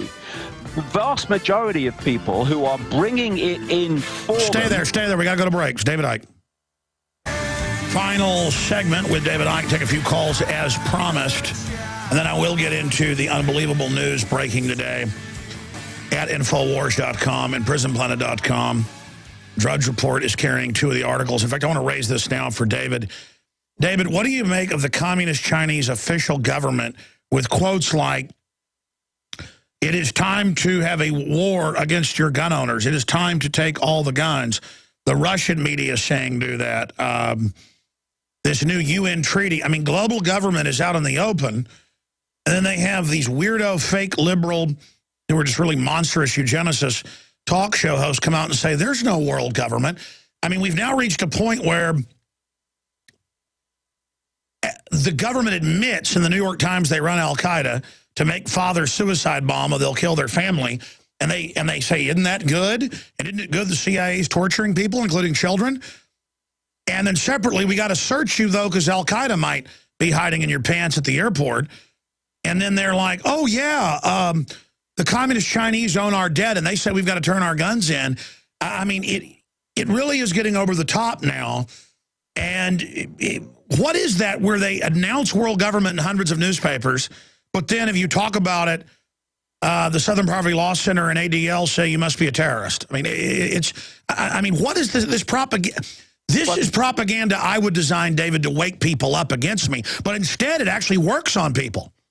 Yeah, there's a few things in there. First of all, there's one thing telling people almost in a subconscious way that, yes, we want world government, because most people don't actually focus on the facts. They get an image of something. But there's another thing on alerting the conscious mind to it.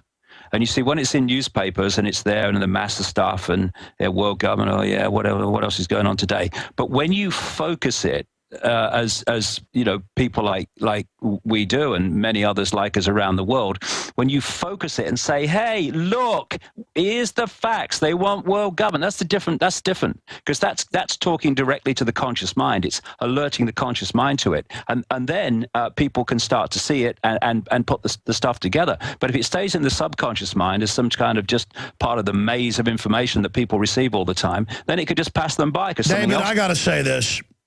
You really are amazing, because there's really no one else I talk to that really gets it. That was my answer, and that's exactly what I know they're doing. They have a background noise of world government. Yeah, we're going to, sterilize you. Yeah, cancer, viruses, and the vaccine. Yeah, they gave 60-something thousand kids polio in India, Bill Gates Foundation. But it's just kind of buried like it's no big deal. They put this incredible stuff in there like it's not a problem. Yeah, the CIA tortures kids in front of their parents. It's to fight the terrorists. Exactly. It's meant to subconsciously just be peppered in there. But when we connect the dots and say, this is really bad, they go, oh, you crazy man. There's no world government. I mean, what you just said, the way you crystallized it, that is exactly it. They are targeting the unconscious mass. Yeah, and the thing is that when you are in a situation, the word you've just mentioned, and there may be some background noise, if you're concentrating on what you're doing, you might not hear it. And then suddenly someone will say to you, hey, can you hear that background noise? And you stop and you listen. Oh, yeah. Now, from that moment on, you can't really concentrate because all you can hear is background noise because the conscious mind's been alerted to it, and thus now it's hearing what it couldn't hear before. And this is what this information is doing. And in terms of Russia and China, this is again, very straightforward. I've just been talking about this archontic force, which possesses people. This is the force that is, the Christians call demons and all the rest of it, that is behind all this. And it doesn't just possess people in America, in the White House. It does it in the Kremlin. It does it in Downing Street. It does it in Westminster. It does it in the Chinese. And again, even if you don't believe in God, the devil, spiritualism, the point is, if you look how the bankers are set up, they're playing all the countries off against each other while exempting themselves from their very rules. And that's why it's the globalists running China, Russia, and the U.S., and Iran, and Israel, running us all into each other, because the goal is hurt humanity, dumb people down, don't let children ever develop into their intelligence, hold humanity back. So even if it isn't physically real, it doesn't matter. Whatever this dark force is manifesting to destroy and hold back humanity. All these people, Alex, running all these major countries of the world, most of the countries of the world, maybe even all of them, but certainly the vast majority, with maybe one or two exceptions, but these people, China, Russia, played off against America and Europe and NATO and the Cold War and what's going on now. They're all on the same team. This is what the penny needs to drop. And interestingly, you've just mentioned something else, the banking system. Well, one of the things that is a common theme of these Archon, Jinn, et cetera, is that they are parasites. They parasite off the energy and efforts and creative imagination. The devil is never a maker. No. So what have I just described? I've just described the banking system. The banking system creates nothing. It feeds off the creative imagination and energy of the population. Well, here's an example. Just like you said, it's like YouTube. It doesn't create anything itself. You go make it. You go put your content on it, and then it acts like you've got a favor to even be there when it's totally parasitic. Yes, and look at Facebook. It's demanding joint copyright of anything you post. That is the parasiting of human creative energy. Archontic. This is the key to understanding it all. Wait, I'll go further. They're now saying they actually own it, some of them, and you don't have rights to you. It's classic. I mean, that's just another version of the banking system. It's unbelievable, David. And again, I remember first reading one of your books like 18 years ago. I think it was your first book. And my cousin, Buckley Hammond, said, you got to read this. This guy knows what's going on. My cousin is just really, really intelligent. And I read it and I said, well, some of this is true, but this guy's a lunatic. And I said a few things like that 17 years ago on the air, and I've apologized. Doesn't mean none of us are right about everything, but I know that you're really onto something.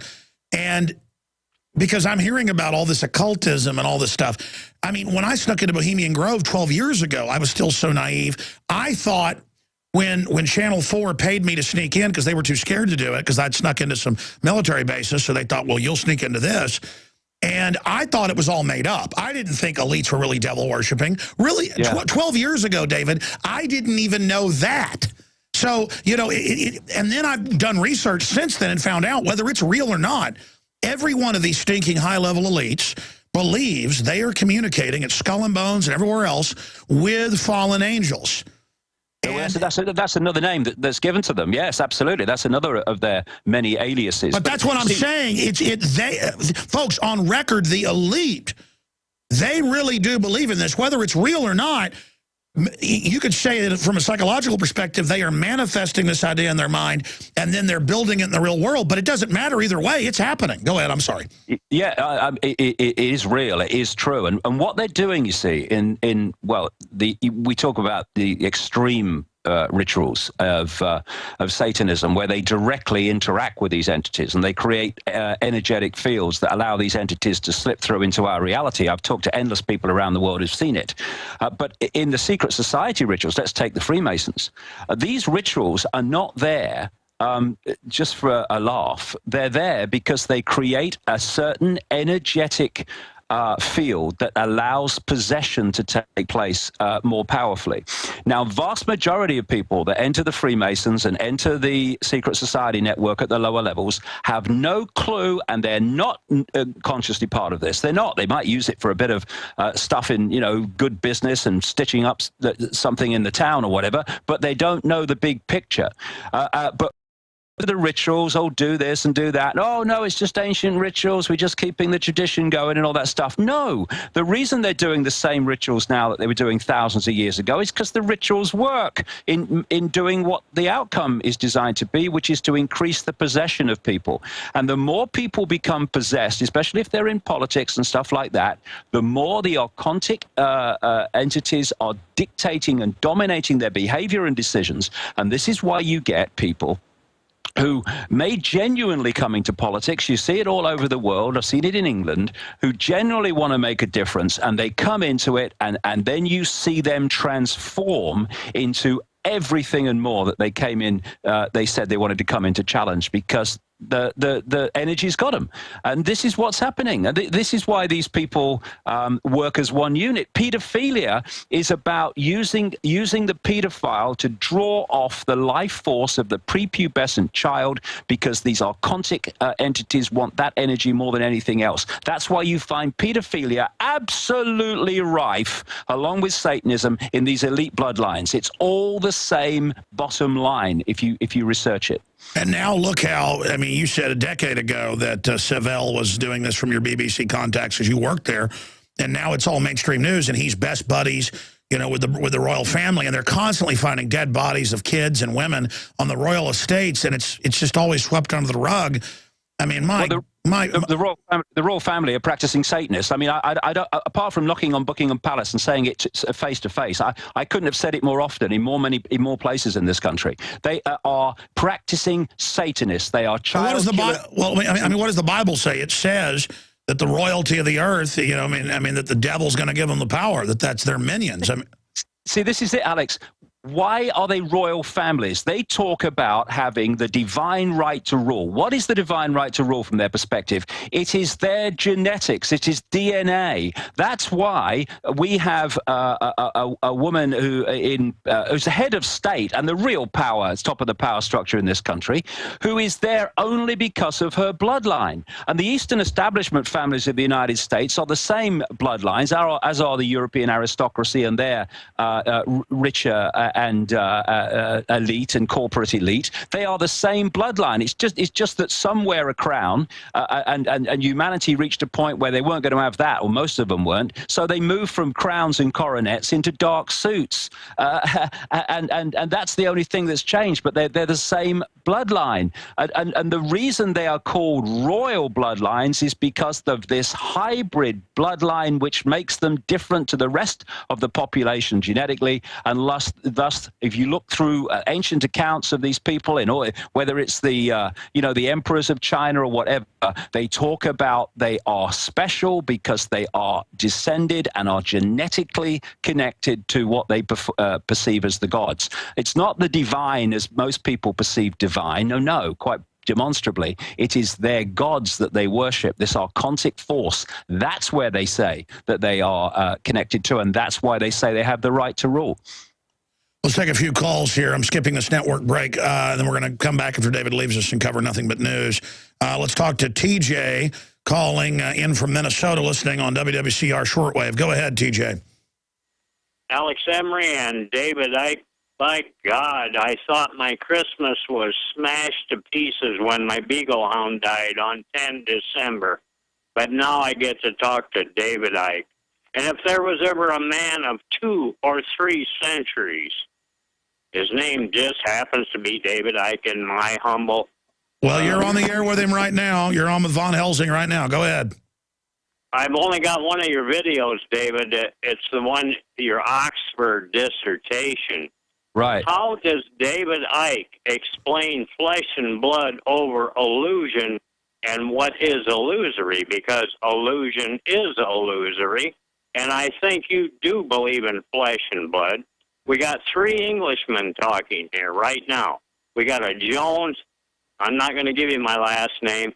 And Okay. Well, let him answer that question, brother. Sorry about your dog. Dogs are certainly sweet, good little creatures. David, comment on that. Well, on my website is the full event from the Wembley Arena just a few weeks ago. And in the first 2.5 hours of what is a 10.5-hour, 11-hour event, I explain all this stuff in great detail about the nature of reality, because to understand that is then to understand the world. What we live in is not a flesh and blood reality. It appears to be. It's a holographic reality. It's an illusory reality. And this is not just me saying this. If you look at quantum physics, and I'll give you another quick example. I've been saying for a long time now, amazing as it may seem, that actually we living in the equivalent of a virtual reality computer program. And that we are being fed artificial information into the decoding sectors of the mind, the brain, and we are decoding this fake reality. Now, all these years later, a science team at the University of Bonn in Germany has come out and said, we think this is what it is. And they are building a version of the universe to prove it. And what they say that actually when you look at the laws of physics that we believe in, it actually makes sense from those laws of physics that actually we are in some kind of advanced computer program. And so the world is so not like we think it is. And it's so important that while we deal, yes, with the 5 sense level of it, we need to do that. That's what we're interacting with all the time. Sure, we got to jump to other calls. Great points. We got to... From the bigger picture to fully understand it. Well, I mean, just look at the planet. Third rock out from the sun, a tiny, thin atmosphere, about as thin as the skin of an apple, of oxygen that we can even breathe. I mean, we are already in the middle of a fantastic existence, and 7 billion people living on this globe are mainly getting the reality off of an artificial television that can twist and spin things. And if you look at the messages, it's so destructive, so much of it, and it is bent towards negativity and ugliness. And I've always seen it from the perspective to make us weak, because if we see beauty and love and honor, that has been shown to bring us into higher levels of just basic IQ, so that you're then aware of larger horizons. But as David is... Two things very quickly, Alex. You know, one of the other things that they say about the archons in these Gnostic writings, it's that they are about creating ugliness. Yes. And look at it. You're right. You're right. Ugliness everywhere. Let's go to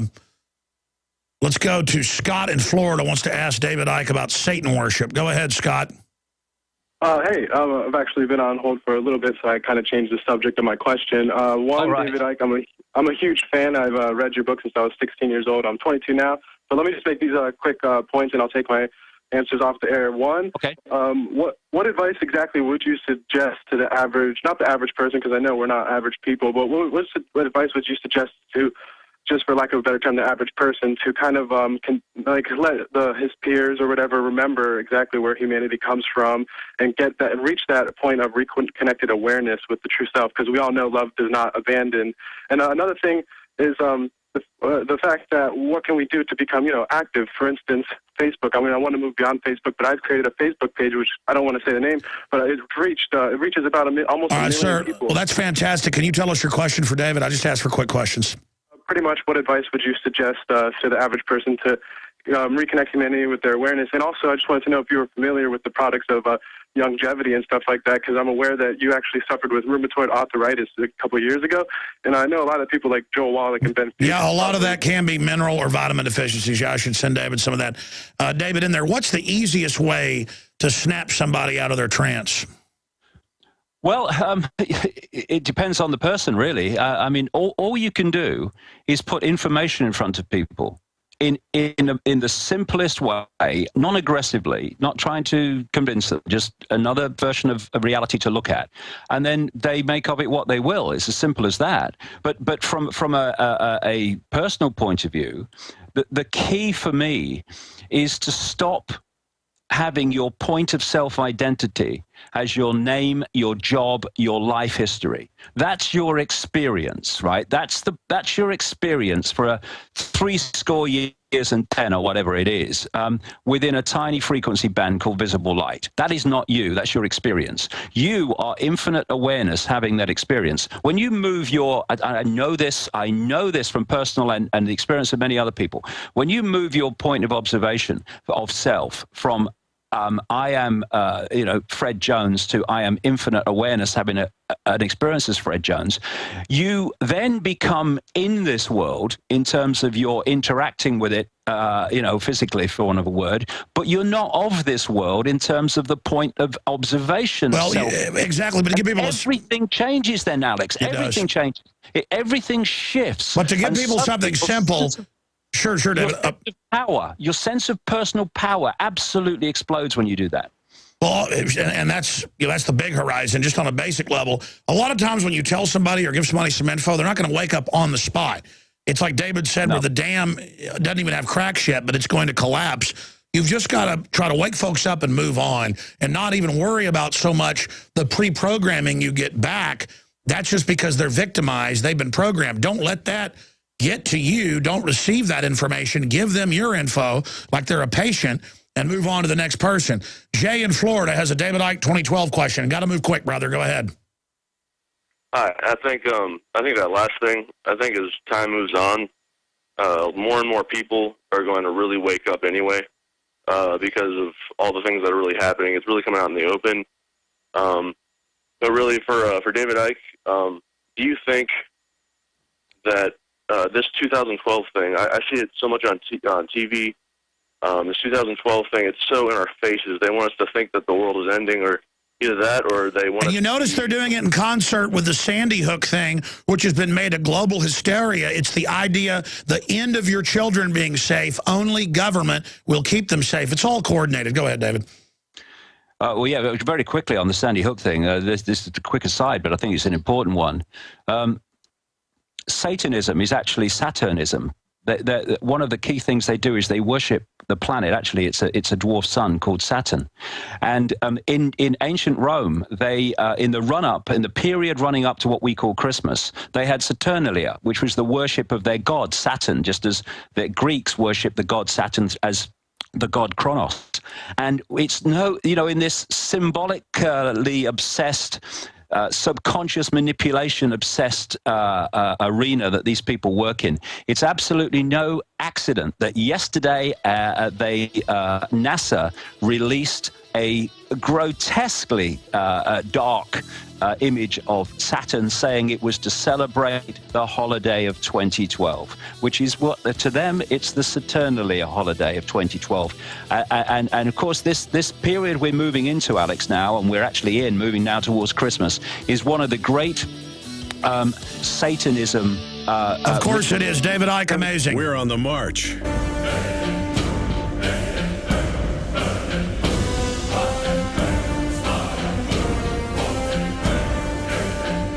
Finishing up with David Icke and going back to the news on, well, what we predicted coming true. They're announcing that they want to physically confiscate the firearms and pay you back for them. And the NRA is not even really making a big deal out of that. We're in a lot of trouble. But it has to get bad before it gets better. They are really moving in with authoritarianism. They're not going to have roadside proctology exams and let you still have guns. I mean, so many freedoms are already completely gone. They've got to get rid of the rest. And but David, you were finishing up your point. Yes, I saw.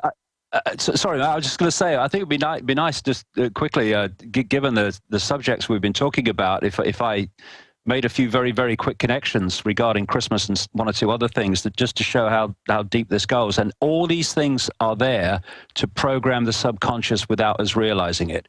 First of all, the god of Saturn in ancient Greece was called Kronos. Kronos is for the word from which we eventually get crown in terms of royalty. The Kronos was depicted as an old man with a long white beard holding a scythe and holding the sands of time, because he was also the Greek god of time. This is why the Kronos, the Saturn god of Greece, is what we call Old Father Time, who's an old man with a long white beard holding a scythe. And the other expression of this is the Grim Reaper, which is the Saturn is the planet, I would say the sun of death, the Grim Reaper holding the scythe. And so you have the long white beard. And so you go to Santa Claus with the long white beard. You go to the way God is depicted with a long white beard sitting on a cloud or whatever, the Charlton Heston version. And then you go to the Matrix, and you go to the person who created the Matrix, who was known in the Matrix as the architect, who had a white beard. And the Freemasons call their God the Grand Architect, and the Gnostics called what they call the Demiurge, the leader, their version of Satan, the devil, the leader of the Archons, they called him the Grand or Great Architect. It's all connected and talking to our subconscious all the time. But the point is this, very important. Once you bring this knowledge to the conscious mind, to the awareness of the conscious mind, it loses its impact.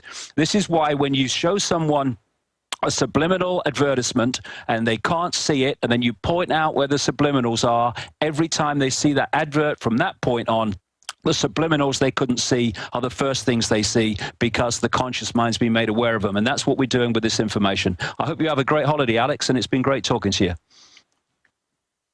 Well, I know this. They've certainly taken and laid counterfeits over the entire Bible, and we know that the December 25th is not the date of Christ's birth, any of that. And we know the church steeples are a phallic symbol, all of it. And there we are teaching our children that Santa Claus is real. They arrested a man last month in Canada who was out telling children that, and their parents, that Santa Claus wasn't real. And it just shows that we are all taught to live and believe the myths that the media and the government push and counterfeits, twisted counterfeits, to cover up the truth. David Icke, thank you so much for the time. Great interview, and look forward to speaking to you in the new year and talking about your new book when it comes out. Okay, mate. Thanks very much. Have a good one. You too. There goes David Icke. Powerful interview. We're going to go to some more of your phone calls, but David had to go. I mean, I see stuff like some of the questions up there, best way to wake people up, psychic vampires, David Icke solutions. Then we've got David Icke, NRA, with Ron from New York. We'll get to all of you. Obviously, I'm very thankful so far that there's not a bunch of disasters or craziness that has gone on. There have been some mass arrests in China that the authoritarian governments use to go after people's liberties. There have been power outages in the U.S. The people panic and think it's the end of the world. But overall, there's still 7, 8, 9, 10 hours, depending on which time zone you're in, for bad things to happen. But this is looking good. And again, I never said there was going to be a big disaster. I was worried about crazy responses, though. And it's good so far that that's not happening. The Mayan apocalypse, as it didn't happen, is the London Telegraph headline that Drudge has.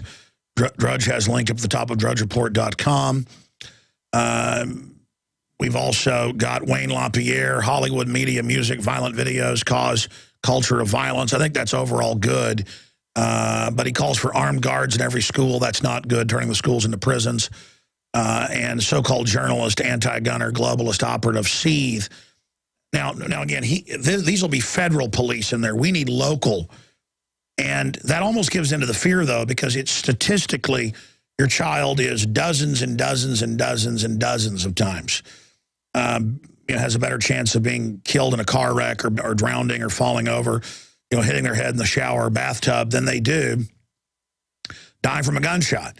But because of this perception, something obviously needs to be done just so they don't push false solutions. But more mental health's run by a bunch of globalists that have caused a lot of this with their serotonin reuptake inhibitors and other drugs, not linked, proven to cause psychotic breaks. So that'll make it worse. I'm not getting on an NRA bashing fest here. It's just let the NRA know, no, we don't need more school psychiatrists. We don't need more people putting kids on drugs. That all started since the 70s with the drugging of the kids. I mean, that's an absolute cause and effect, open and shut, on the drug inserts. And as for armed guards, yeah, how about you just let, key people that are vetted and tested, because you do need some background with that because there's so many weirdos in education now, but then have some people there with concealed carry. And stop advertising schools as the place to go. Shoot everybody. Bloomberg is out saying that he's always defended the Second Amendment. He says, defend Second Amendment as much as I have. That's a quote. No one has defended it as much as he has. This is a man who says all guns should be banned on record, and they are in New York City. And now Cuomo says gun confiscation, enforced buyback are an option. That's the big news up at drudgereport.com. On the right-hand side, all the NRA news and what's happening is right there. But if you go to Infowars.com, you can see the article, New York Governor, gun confiscation, enforced buyback, an option. And then it links to the New York Times, and then he's quoted by a local radio station where he said that. You can go to their radio station and find the interview right there on the site. Before I go to your calls, I want to air this amazing little 1-minute piece put together by our own Darren McBreen and Rob Dew that is up at Infowars.com that you should circulate out to everybody. I'm also, at the next break, going to send this out on my Twitter, Real Alex Jones, a Christmas message from the private Federal Reserve. Here it is. And now, a special Christmas message from the Federal Reserve. This Christmas, the Federal Reserve would like to wish all of our slaves a very merry quantitative easing 4. Our current chair, Ben Bernanke, has perfected the art of giving money to foreign banks for many years, as seen in this rare home movie. Ben is currently giving these banks $85 billion per month. Excellent work, Ben. Once again, this is the Federal Reserve, wishing you and yours a very merry quantitative easing 4, and we hope to destroy your economy in the new year. And again, that's buried on Infowars.com. I'm going to ask the guys to post that in the featured news area. You can also find it on our YouTube channel and at prisonplanet.tv. I'm being pretty calm about this, to have the Russian government, the Russian media, and the official communist Chinese media saying Americans should have all their guns taken. The People's official government press outlet put out yesterday calling, you can go read the quotes, for a war on American guns. And the communists took the guns of the few that had it and killed between 40 and 80 million people. Nobody really knows. CIA says it's 64 million. The Chinese say he killed 80 million just Mao alone. I mean, it's just unbelievable. And the most authoritarian government on earth that's been used by the globalists to deindustrialize our country. So the globalists are teamed up with the corrupt elites of China against the Chinese people and the American people. And they just mow down crowds of people there as they're taking their farms and property and sending them to the cities to basically starve to death. It is just unprecedented. Former Congressman Bob Barr, NRA board member, called for a congressional investigation of this. And I put out a hard-hitting video that's linked at the bottom of the article, that's linked in red at Infowars.com. Communist Chinese government calls for Americans to be disarmed, where I link to Dr. Paul Craig Roberts' article about how he went on RT. And RT was funded by hundreds of millions of dollars of Russian government money.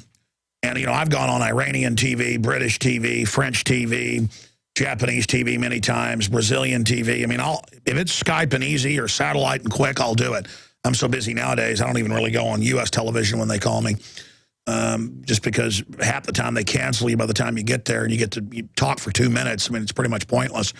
But RT, has interviewed me many times and do little 5-10-minute interviews, but I could actually just say whatever I wanted to, because I was told by multiple people that worked there that the director of RT America, I haven't checked if they've changed who it is, but I would suspect they had, was anti-New World Order and was a listener. And you saw the libertarians and constitutionalists on there. It was wild.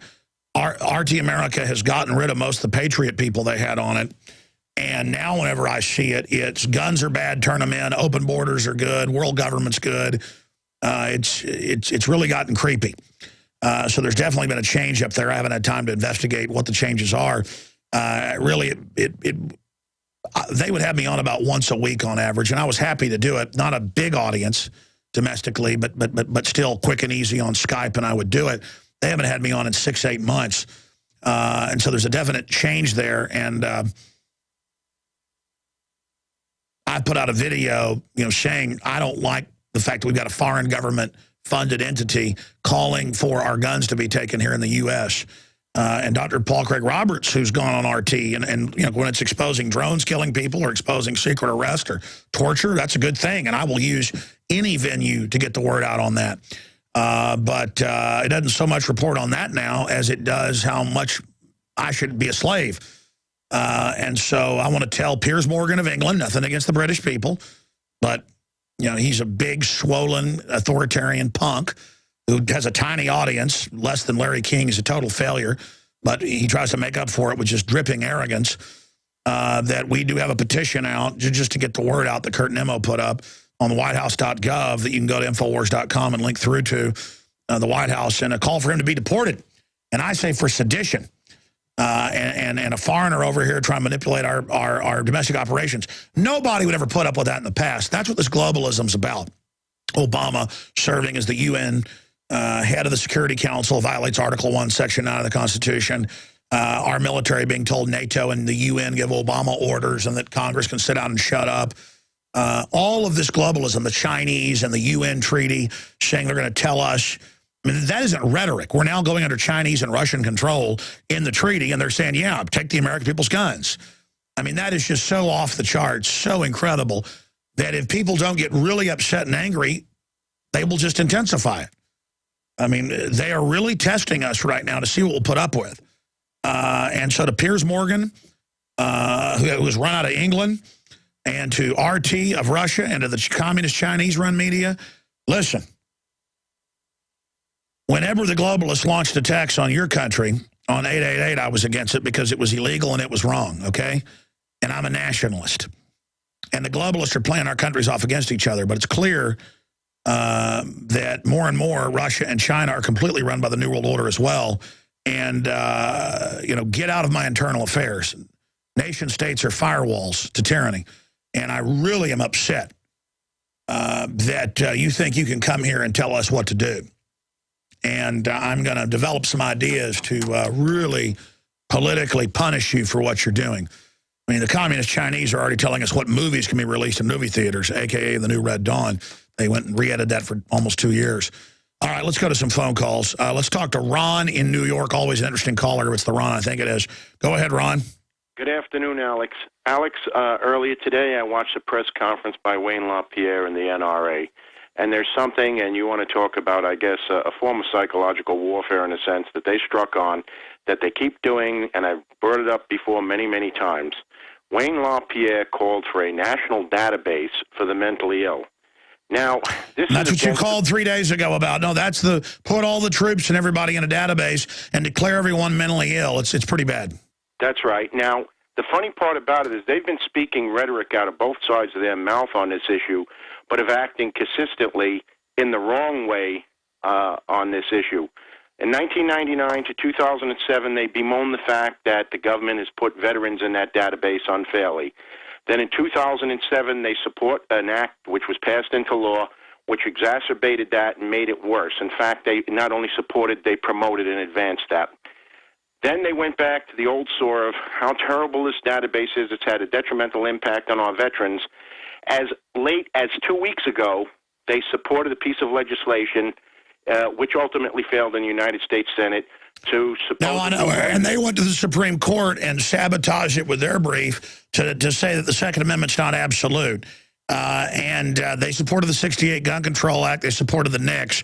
The NRA, to a great extent, is a loyal opposition. It was created by the federal government, as I know you know. You know that, right? Post-Civil War. So, yes, we're in deep trouble. And that's why the anti-gunners are so arrogant. Let me ask you, what do you think of Cuomo saying he may, in his State of the State in 2 weeks, come out and call for guns to be handed in and the public be given money for them, a gun confiscation? I'd be more than glad to answer that, but just let me please complete the thing on the NRA. We're going to go to break. You won't get to finish that, but okay, go ahead. Okay. All right. The fact of the matter is now today they call for taking a bad situation, expanding it, and putting more groups and more names into it. People got to get down on the NRA, get down on them hard, and hedge their bets by joining the GOA, okay, as a counterbalance. Now to New York State and Governor Cuomo. Governor Cuomo is on a fishing expedition. He's even made it clear, and I believe it's stated in the New York Times, that he's checking the pulse of politicians, Republican politicians in our state capital in Albany. So basically what he's doing is he's trying to test the waters and see if it's safe to go No, it says that in the New York Times. He said we're going to try for a confiscation.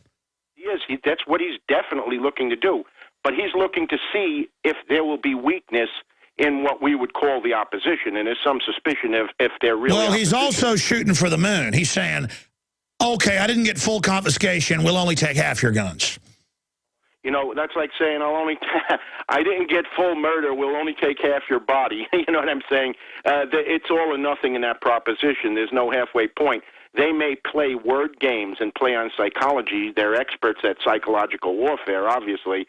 But that's what that would amount to. And by calling it a mandatory buyback, that's also a rhetorical play on words. That's extortion. When you put a gun or threaten somebody or put it to their head and tell them that they must sell their gun or else, that's confiscation. That's extortion. And we shouldn't be using terms because it softens it. It makes them look better. Oh, it's a mandatory buyback. If you don't want to sell something to somebody and he twists your arm behind your back, all right, that's extortion. I hear you. The world didn't end today so far, but you know my prediction on record. They'll say the Gregorian calendar or something was miscalculated and that the end is really in 3 days or a month or next year. They miscalculated the date. It will now be in 2 years. That way, why should you get involved? Why should you be empowered? The world's going to end anyways. You know, I on air talked about how Christians are manipulated with the rapture. And people are like, well, what, are you not a Christian? No. I am a Christian. It's not that. It's that what you're taught as Christianity isn't what the Bible even really says.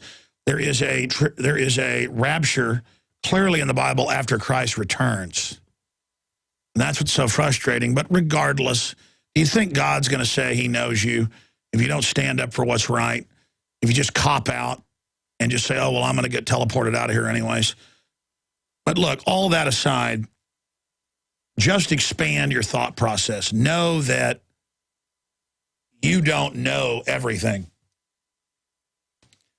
And that the globalists have tried to seriously limit the amount of information you're getting. People are getting so close-minded, so dumbed down. The language is being reduced. So much is happening. And we live in a world of wonderment and just incredible opportunity. And the only reason evil is in charge is because good men and women do nothing. And I know you know that, but I would encourage everybody to take this opportunity this Christmas, you know, that we have right now, time with our families. Even if it is a globalist holiday now, we can make it into something good, to give the gift of truth, whether it's a copy of one of my films or a InfoWars magazine subscription that also supports our broadcast, or a InfoWarsNews.com membership. You can get 10 of them for $5.95 a month and then give them as gifts with one username and passcode. All your Christmas shopping done right there, not battling the crazy crowds and all the car wrecks at prisonplanet.tv. And hopefully, you know, put it in a card and give it to somebody and say, hey, check out this documentary, nightly news, alternative media system. And wake them up with all our special reports and films and reporters. It really is an amazing site, prisonplanet.tv. Again, I meant to check it, but I mean, how many hours are left in this day in any time zone? Isn't it only like 12 hours or something? I mean, how long globally is left in any time zone? Because I know the time zone starts out in the Pacific Ocean. So in some areas, hasn't it already gone into the next day?